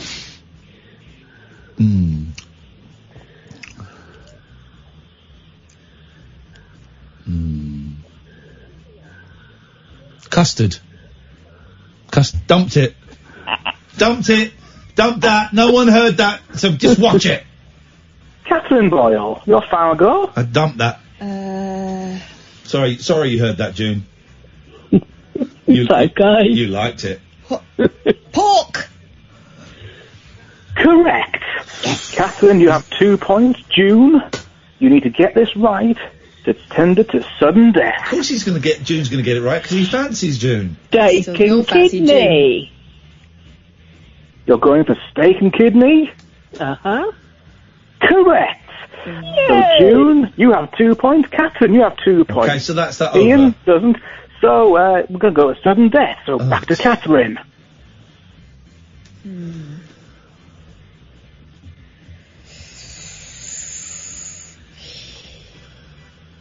Is arse pie a thing? No. Yes, but no.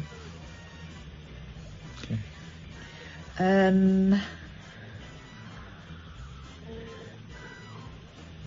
Mince.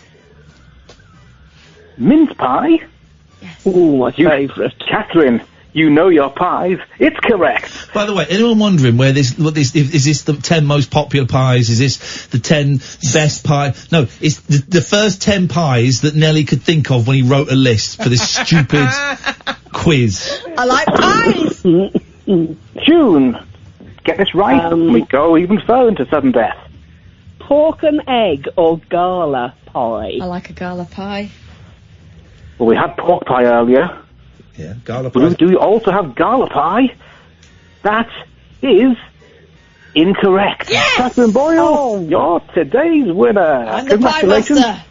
To go through the pies that you got and missed out on, well, of course, we had steak and kidney. We had pork. We had shepherd's. We had apple. And we had mince. What you missed out on was banoffee. Shut up. Chicken and mushroom.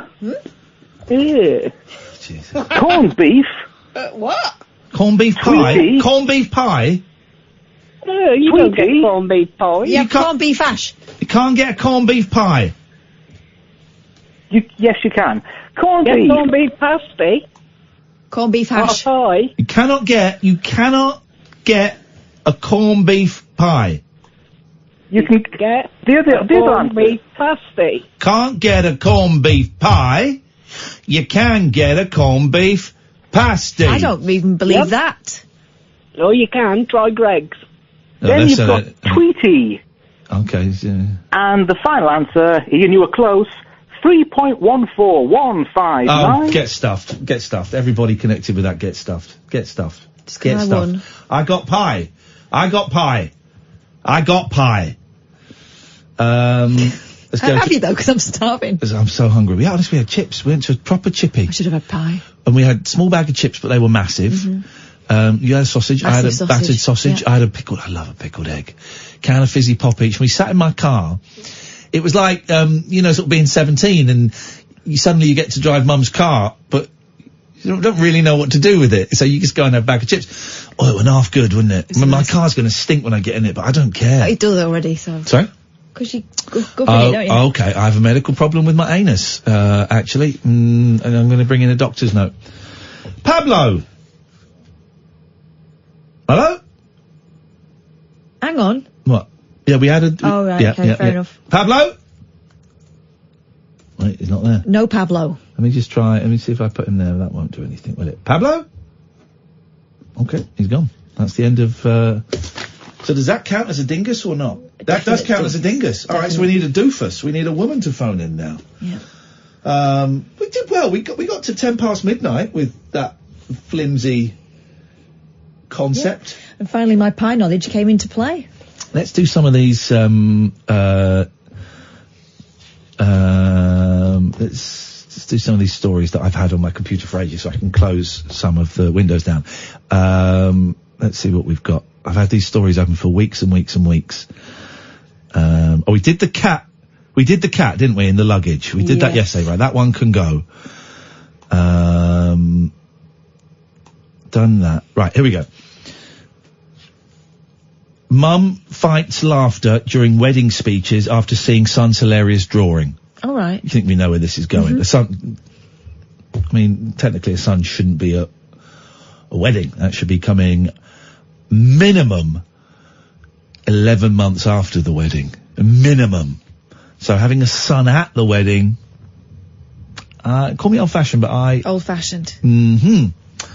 Okay. There comes a time... Oh, Jesus, these stories online. Who is this person? I'm going to name and shame them. Luke Matthews. Oh, right, hang on. Luke Matthews. This is a job title I've never seen before. But I think I know what it means. This is on the Daily Mirror website. By Luke Matthews, audience writer.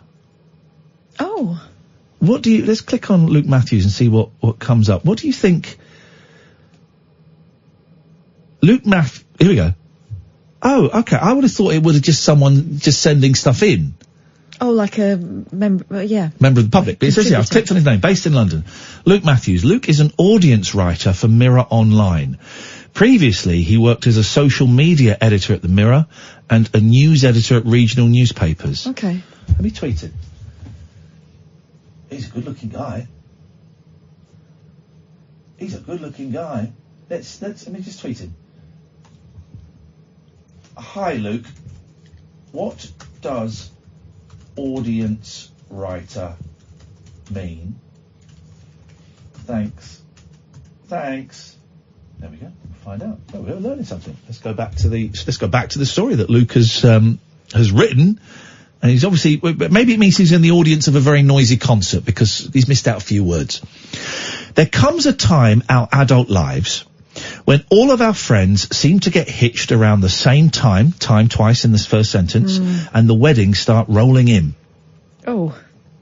Even the best big days can have moments of lull. Especially when a speech drags on a little too long. Has this been put through like Babelfish or something? And for those moments, many grown-ups turn to alcohol. Oh. Unfortunately, for younger guests, this isn't an option. You've been going to the wrong weddings as a child. And they have to find other ways to keep themselves entertained.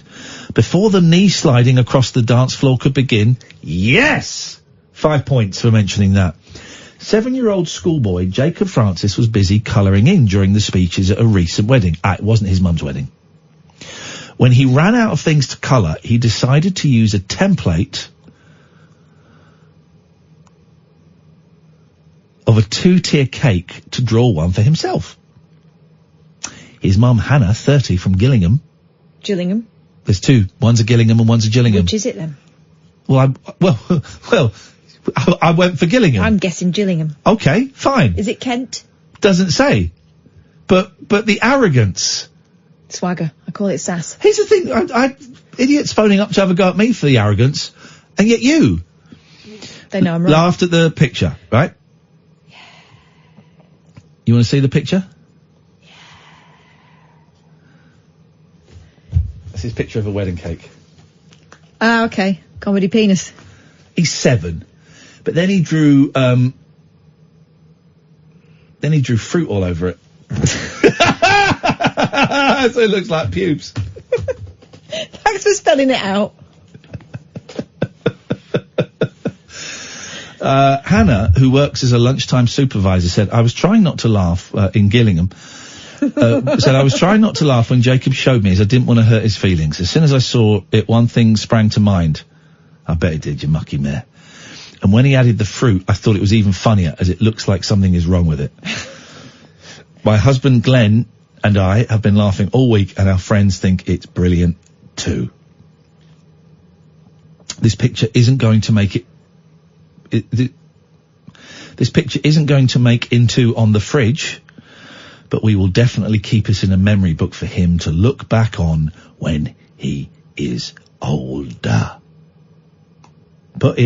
Put it on the fridge. Let's see it. Okay. Can everyone stop sending me... Photoshop is a very powerful tool on a computer. You can basically make picture of anything on a computer, as you know. Photoshop. So if people could stop photoshopping and then sending to me pictures of corned beef pies. If you could stop doing that, please. And they're mocking up to look like they're sold in Tesco and stuff like that. Roger's updated Wikipedia. Okay, guys, thank you. Sounds like a very, very mucky business. Yeah, okay. I'm just gonna mute everybody that's messaged me in the last 10 minutes. Just mute the words corned beef pie.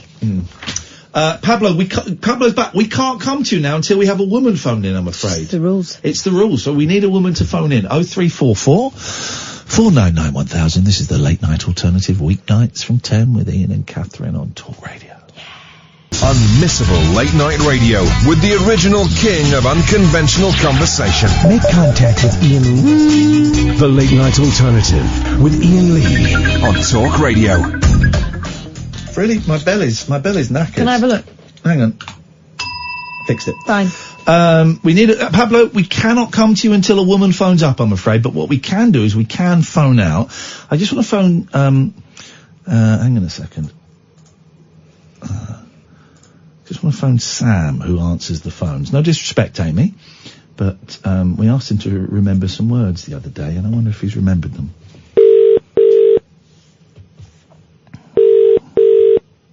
If he doesn't answer, he's fired. Hello. Hey, Sam, it's Iain Lee. You're on Talk Radio. Can you remember that list of words from last week, please? Yeah. It's cloud, bicycle, elephant, watermelon, cat, egg, rabbit, mud, bird, jungle, turkey. Let me just say, if you get everyone right, by the way, I'll give you £100, okay? No, I'll give you £1,000 if you get everyone. If you get everyone right, I'll give you £1,000. Well, I'm assuming you understand that because I've already screwed up. Yeah. I've missed one, but yeah, then it's computer, sword, pizza. What have I missed? You missed in between bird and jungle. Whistle. You missed whistle, mate. Balls. Thank you very much, Sam. Unbelievable. Kids these days, they got no stamina. Really disappointing. Really disappointing. Oh, it's good to know he answers. Yeah. We'll do that more often. Bully him, I mean. God. I can see the tribunal already. It'll be after mine. What? Pablo's still... hang on a minute. Pablo, we can't come to you. Do you know any women you could persuade to call up? No. Okay, well then we'll just have to wait. We'll just have to wait. Yeah. 0344 499 1000. Here's another one. Taking a partner back to your bedroom for the first time can be a daunting experience for you both. As your key goes into the lock of your front door or your back door. Oh, it literally means a key, does it? I think. It's not a euphemism. Your head swirls with all the possible embarrassing things you may have left on show. A new survey asked 2,000 single Brits which items or decorations would be the biggest turn-off when entering someone else's room, I got it. For the first time. Loads of pictures of you, some with a target on your face. You've got pictures of me with a target on my face in your bedroom. And surprisingly, the biggest no-no was the same for men and women. Was it that? Both agreed that being faced with nude posters or pornography would be unacceptable. Nude posters?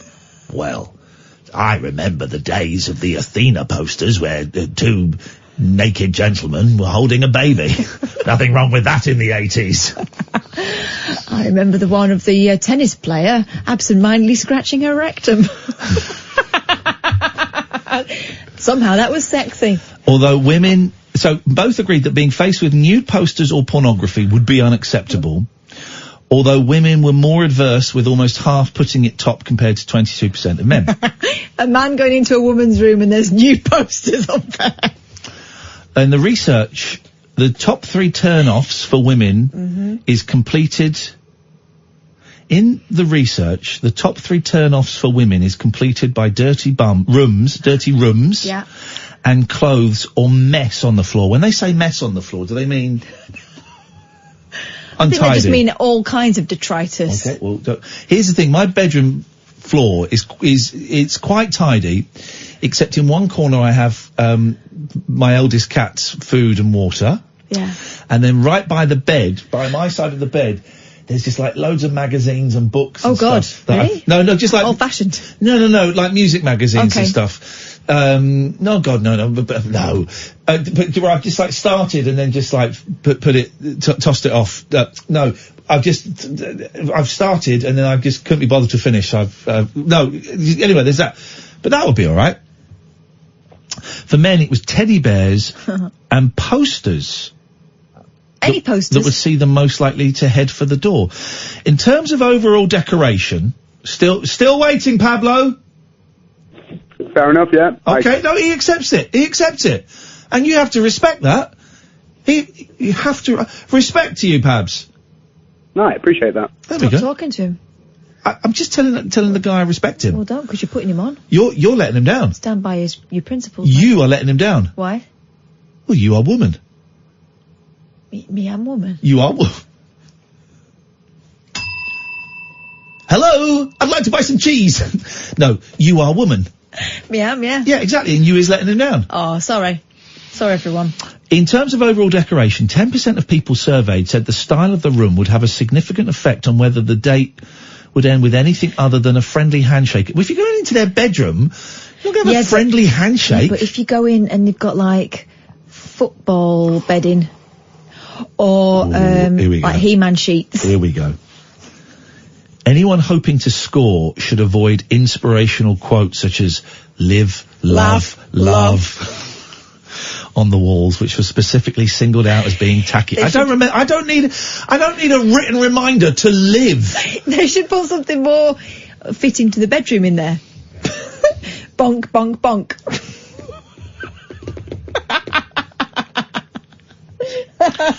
I'm taking that to the Dragons. Lick, insert, rotate.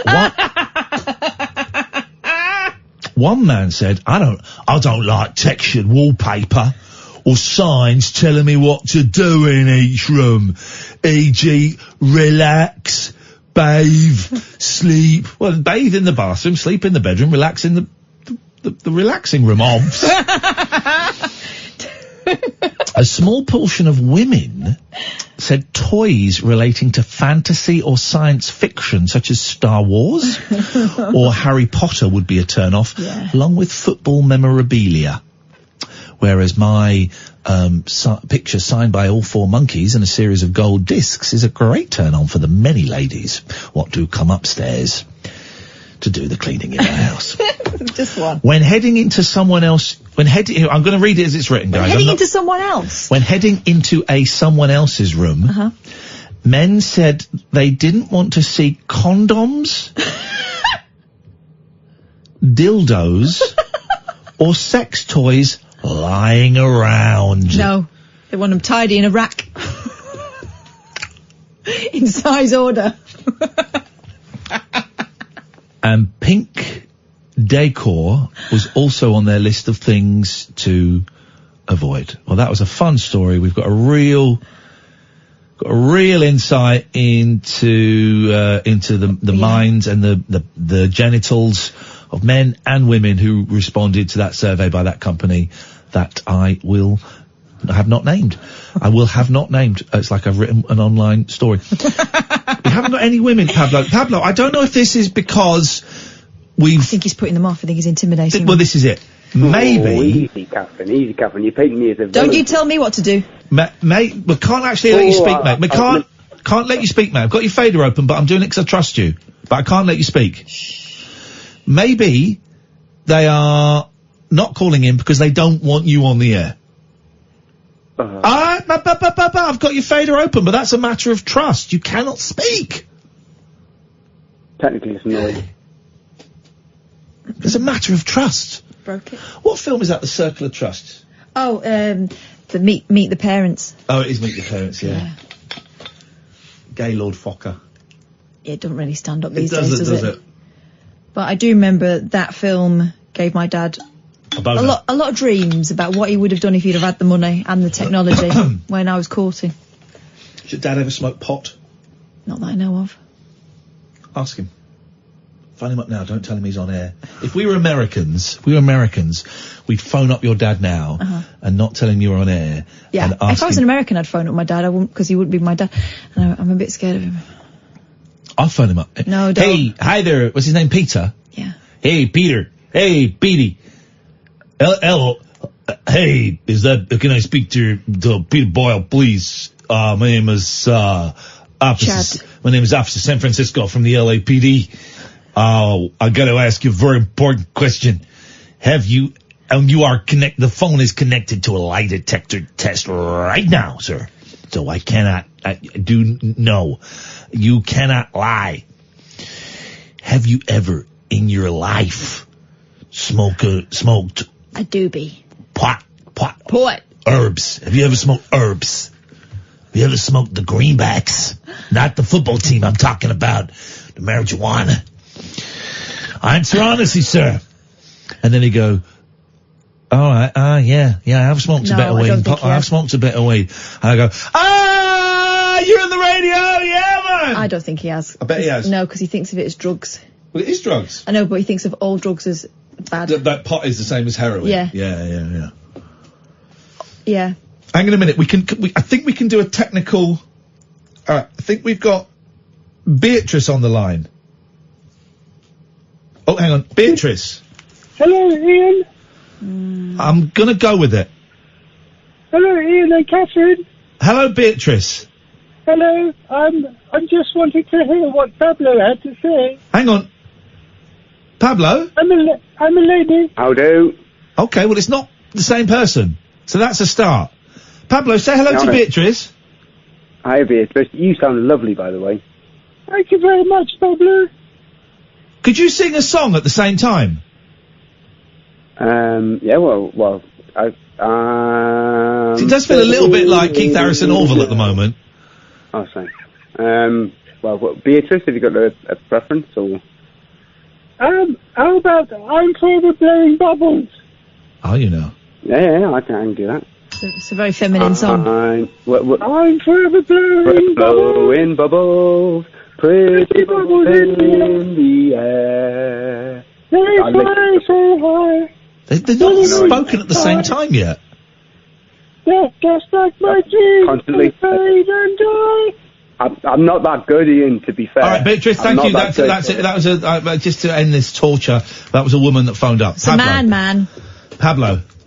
How do? Yes, Yeah, no, it's a slightly weird one. It's not necessarily but you're often a very good resource for advice. Yes. You're an excellent resource for half-heard facts.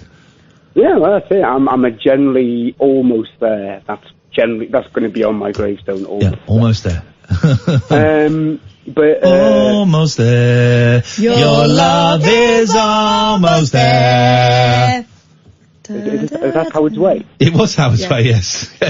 I never watched it, but I just knew the tune. Oh, it's so flipping boring, and we used to have to watch it all the time, every Sunday evening. Howard's bloody Way. But we would pretend we were engrossed because otherwise they'd send us to bed. Oh, I was practicing my kung fu while it was on. They nicked my bloody boat. Yeah, exactly. Anyway, I only know that from podcast adverts. Okay. Anyway. Just a peculiar, it's like a work-based scenario.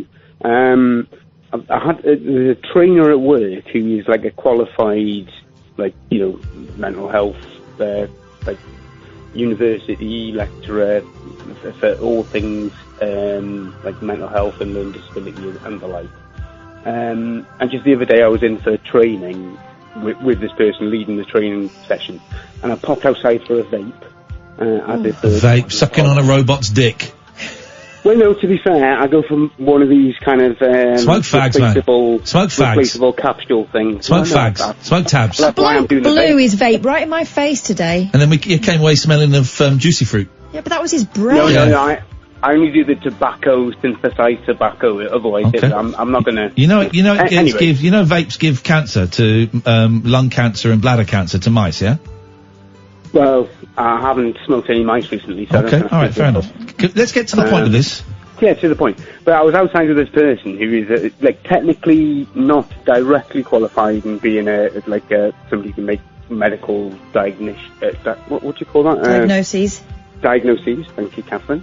But I basically said, I'm inclined to. I think I may be dyspraxic, but I'm not 100% sure. And I was just wondering. I checked with the Dyspraxic Society, and they said as an adult you can't get, you've got to pay money, but sometimes you work or your GP will pay for it. And I was just wondering, considering I work within... What is the question? No, I'm getting to it. Honestly, it's valuable if you can wait. I can't wait that long, because I'm going on, in 28 minutes. I'm on holiday, baby! We're going to see Cher on Monday, and I don't want to be late. Right, get straight to it. But and you may agree with that. But part way through, I was just chatting to her, and she's like, you obviously, you've got autism. And I was like, well, no. She said, no, you must have autism. I know you have autism, I can tell. And I was like, well, no, there's nothing, if it is, it's not diagnosed. Anyway. And then, went back to the train, and that was the end of it. And then 2 days later, I got a card through the post as a thank you card from this trainer saying, Oh, thank you very much. I appreciate every time you're in training. You've done a really good job. And, I don't know, am I... Yes, you are. Next. Yeah. I don't know. Yeah. I can't diagnose you if someone's I don't autistic mean through a it. phone And call. I don't think someone can diagnose you just from hanging out with you for course half not. an hour. No, but legitimately... That's She not was the the question. trainer for mental health. No, that's what I mean, but the question, the legitimate question is should I report her or something? Because isn't that a bit weird? No, to do that? well, how did it make you feel? Honestly, it made me feel really good, because I'd say I was coming to her with a suspected kind of like learning difficulty, and then she says, "Oh no, you've got a learning disability, definitely." But she can't say that. She's not in a position to say that. Even a GP wouldn't say that. That they could weigh up the pros and cons and go, well, there's a percentage that possibly are, but we'd have to put you through, some rigorous testing, and that might not be conclusive. It's like 700 quid just to get a test for dyspraxia when you're an adult. So that, I was just wanting to, kind of, maybe, just it would be interesting. People have said certain things. I'll check that out. But within a 3 or 5 minute vape break, apparently. She's a terrible trainer. Well, that's what I thought. But do I need to report? No. Well, it depends. I can't. My reaction is no. But it wasn't me that it happened to. If it made you feel uncomfortable or weird, well then no. I mean, you could maybe say to her, look, just to say that was inappropriate. It's been on my mind a bit. I took it off, but then I got the card a couple of days later, and I thought, well, she kind of thought afterwards, I shouldn't have done that, so I sent the card. Maybe, but she didn't say in the card that that's what the card was for.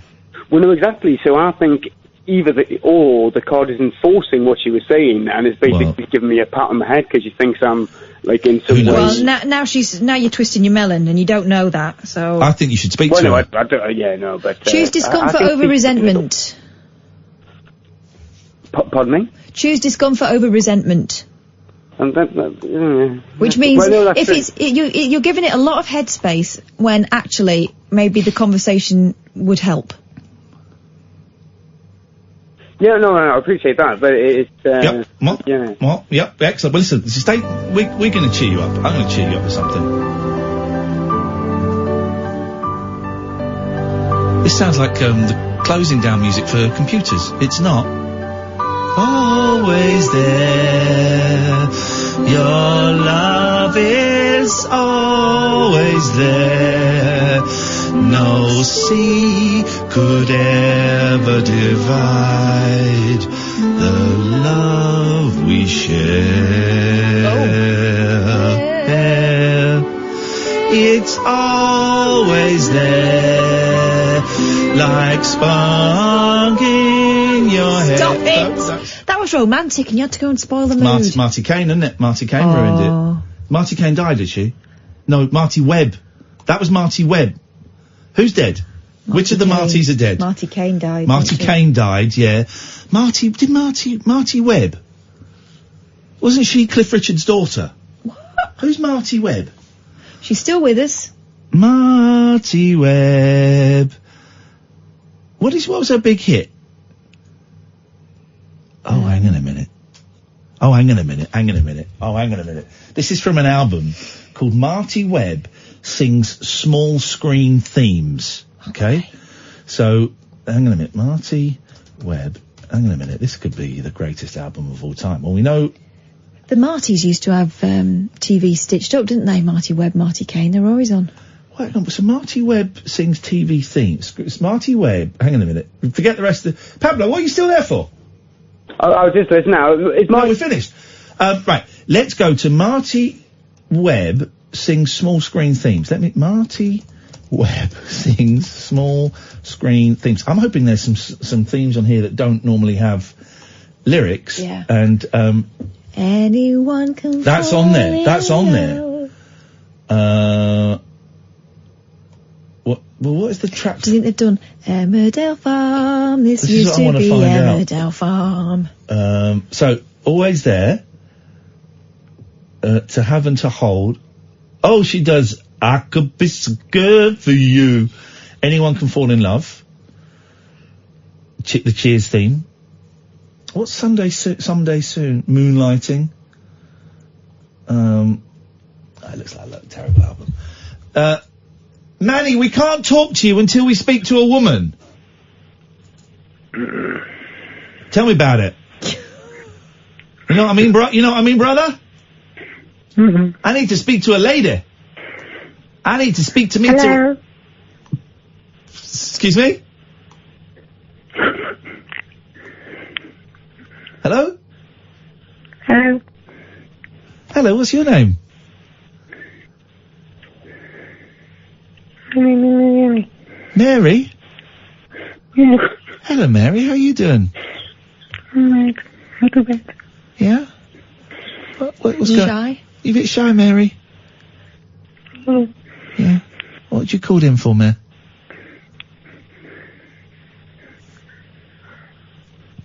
Mary? Yeah. Say that again. Say that again, Mary. You crying? Mm. Yeah. What's happened, Mary? Heavy breathing. What happened, Mary?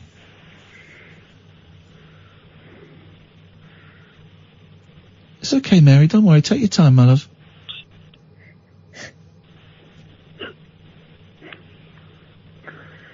Morning. Okay, Mary's gone. We're going to go to Manny. We're going to go to Manny. We lost Mary, if you're listening. Thought Mary That was a really brave call. Yeah. Thank you. Call of the night for me. And, shut up, Manny. I'm talking to Mary. She's had a very sensitive, scared song. Shut your face! Mary, if you're listening, thank you for that. We're here until 1. Do try and reach out to us. Peace and blessings be with you. Manny, the rules work, though. It means we can talk to, Dingus. Hello. Hello, man. How am I lovely today? Well, we're on holiday in 20 minutes.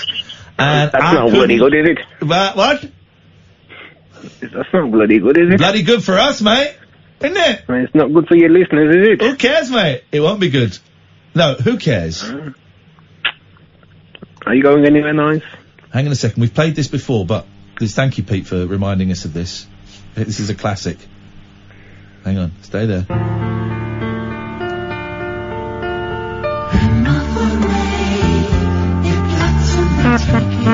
This is recorded by Bernd Oost and Agneta Munter.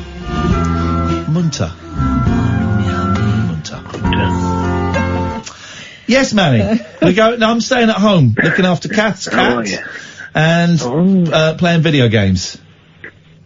And what about you, Kat? Where are you going? Going to the Lake District. Ooh. How's the cat? She's fine. She's Settled fine. in. She's very, very, very, very, very, very, very cute. I was showing my wife the video you put the other day. Was it on the weekend? Yeah. Yeah.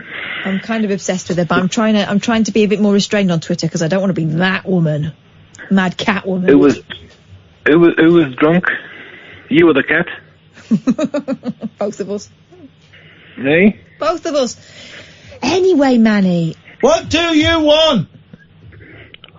I just want to say hi. And, I just called to say I love you,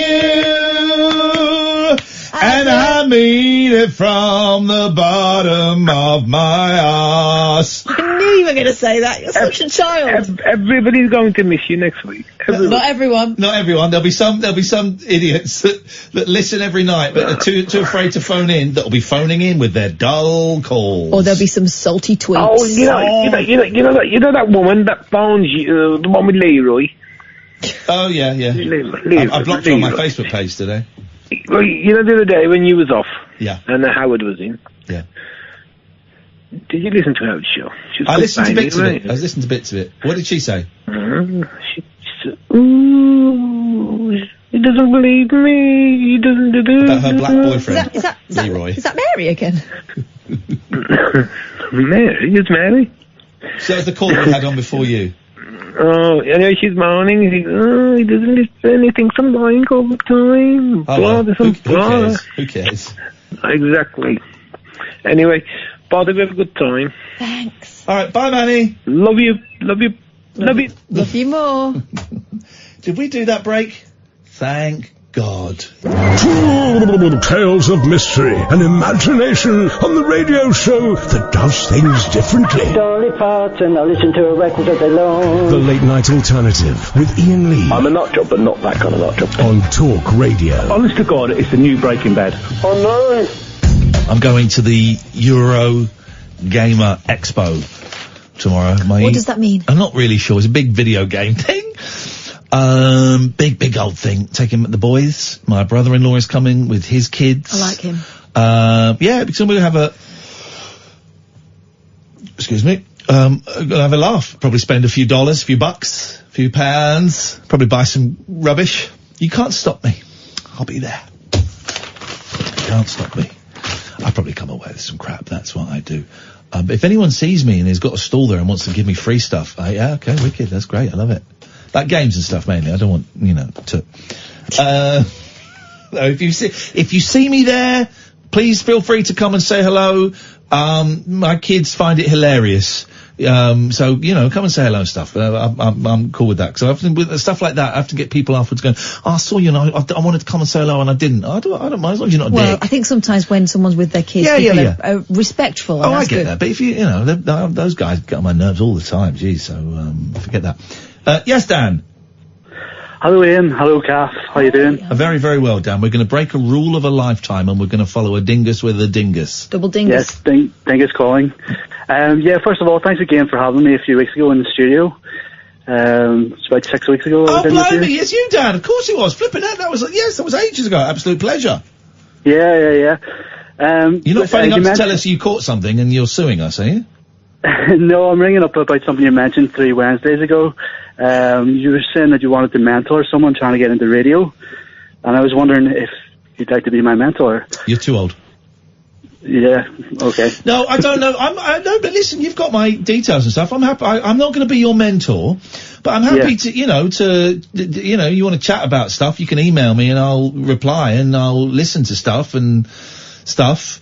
I was talking about it, and then I've kind of got of mentoring someone, and then I've kind of gone off the idea a little bit, because when I talked about it, I was feeling on top of the world, and then the last few weeks I've not been feeling so great, and it just made me think, oh, okay, right, if I would do, and I have been thinking about it, if I were doing that now, I wouldn't be able to help someone now, because I feel lousy, and I can barely help myself, so maybe I need to wait until I'm a little bit more steady Eddie. Yeah, but you've got, Dad, have you got my email? Iain@iainlee.com. Yeah. Listen, I'm happy to, answer questions and stuff like that on there. Yeah. I'll definitely be in touch. Good, man. Okay. Thank you very much. All right. And thanks again for having me. Hey, no, listen, man, it's a pleasure. How's things going? What are you up to? I'm doing 2 shows on local Belfast stations. Beautiful. And I'm just plugging away at that, trying to make them better. Trying to develop my patter, speak more, and in between tracks and stuff. So, it's going well. Do less. In terms of, not saying speak less, just do less. How do you mean? No, I don't mean do less. I mean think less. Yeah. Think less. Yeah, I've thought so much about calling you up again. But when you're doing the show, think less. Right. When I think too much, not so much now because I've been doing it for so long, in the past, thinking too much would get in the way. For me, maybe it's different for you, it's different for different people, but this is a suggestion of something to try. Just think less. Instead of, here's the thing, right? When it's a music show, right? Yes, it is, yeah. Right, so when the song is playing, and then you've got a talking break, and then you've got to play another song. So when that first song is playing, what are you doing? Writing down what I'm going to talk about. I thought so, right, don't. Yeah. Try one link where you don't do that. Okay. Try one link where you don't even really think about what you're going to say. You just let the song finish, let's open your mouth, let's see what comes out. And if nothing comes out, you got nothing to lose. You just put the next track on. And if something comes out, it might not be very good, but you'll know what it feels like to kind of go in there naked, or something brilliant might come out that sounds, when you listen back to it, might sound a little bit more relaxed and a little bit more like Dan. Yeah. Yeah. Because here's the thing, when you're having a conversation with someone, and the whole idea of radio, good radio doesn't sound like, it sounds like a conversation, right? So, when you're having a conversation with someone, you're not writing down what you're going to say next. And it doesn't have to be perfect. That's the main thing. It doesn't have to be perfect. And you don't have to be a quote-unquote, you don't have to sound like a presenter. Once you lose that, that's when it starts to become second nature. And that's what you want to sound like, really natural. How long did it take you guys to lose that inhibition or whatever it is? It took me a few years, but mostly because I was getting really bad advice from people who didn't really know what they were talking about. You know, for example, I got told, nobody wants to know how you feel, because the people out there are having worse problems. So you had to pretend to be up all the time. Yeah. And I just felt like I had to be super, super prepared all the time, which is great, but then you might as well be a newsreader. Yeah. Do you know what I mean? Uh-huh. So, falling on your face is always a good thing. Coming up blank and then doing it again. It's about time, you know, but just know that you're good enough. Yeah. Okay, thanks very much, guys, as usual. Let us know, give us a call in a month or so. Let us know if you try that and how it goes. Yeah. And then we move on to lesson number 2. Okay. Suggestion as well is, if that feels too risky going on with nothing, just write down one word. Yeah, just for a link. Just for not a whole show yet. But don't write a sentence, write just a bullet point. Yes. Okay. Speak to you in a few weeks, Dan. Thanks very much, guys. Thank you, mate. Cheers for that. Ta-ta. Bye. Ta-ta. Ta-ta. I used to write everything down. I used to all write the questions. I used to get a story from the paper. Let me pick a story from the paper. I'm not really looked, so let's have a little look. All right, Sainsbury's Sainsbury's are banning selling fireworks from their shops. So I'd write down, page 7, Sainsbury's are banning fireworks. Then I'd do bullet points. When was the last time you bought fireworks? Have you ever had an accident with a firework? Do you agree with them banning their fireworks? How does it make you feel that they ban their fireworks? Would you go to other shops and buy fireworks? Have you ever, 20 questions. Yeah. And then I'd go in. You can hear it on the early LBC shows I did. They're up on online. And I'd go through it and go, well, okay, well, tonight's show we're talking about lots of things. One of the first story I got for you was fireworks. Sainsbury's are banning fireworks. And I'd read a bit of the thing and I'd go, well, how does that make you feel? Does that, when was I can't remember, the last time I bought fireworks? And I wouldn't even do that. I wouldn't even personalise it. Yeah. When did you and I'd rattle through it. When did you last buy fireworks? Did you not think the fireworks were really expensive? Ever had an accident with a firework? Isn't it time we just banned all fireworks or something? Meanwhile, the person at home's going, so what are you asking me? Yeah. I know exactly what you mean. That's the temptation, because you're thinking, this is the call I want to get. Is the next stage, right? You ask one question. Tonight's show, Catherine, I'm holding up the piece of paper that I've written tonight's show on. What is on there? Nada. It's a blank piece of paper. Partly, here's the thing, when you get confident enough, or lazy enough, we knew it was the last show tonight, right? And magic happened. You know, the last day of term at school, right? Ollie, I'd like to talk to you, Ollie, one day. Ollie Hand, who does, he's coming to our show, I think in Birmingham, he's coming to. He does radio. I enjoy his tweets a lot. And, I think we could have an interesting, quite geeky radio chat. Yeah. If you want to pick my brains, you're very welcome. But, you know, the last day of term at school, magic happens. Magic happens. It's this magic feeling of wonderment, of being alive, of excitement, of release. And so we knew that tonight's show was the last show for us. It's the end of term, so magic happened. So we came in with nothing. The alternating men and women, I think I came up with at the start of the show. You went out to do something, and I came up with it then. Just came up with it, and but that kind of stunt is on my mind because we did the star signs, and then we did the new callers. So this week it's been in my head. We will have a theme. Yeah. But that was it. I've got all these old stories open on tabs on my computer that I've had for the last month, and I want to get rid of them.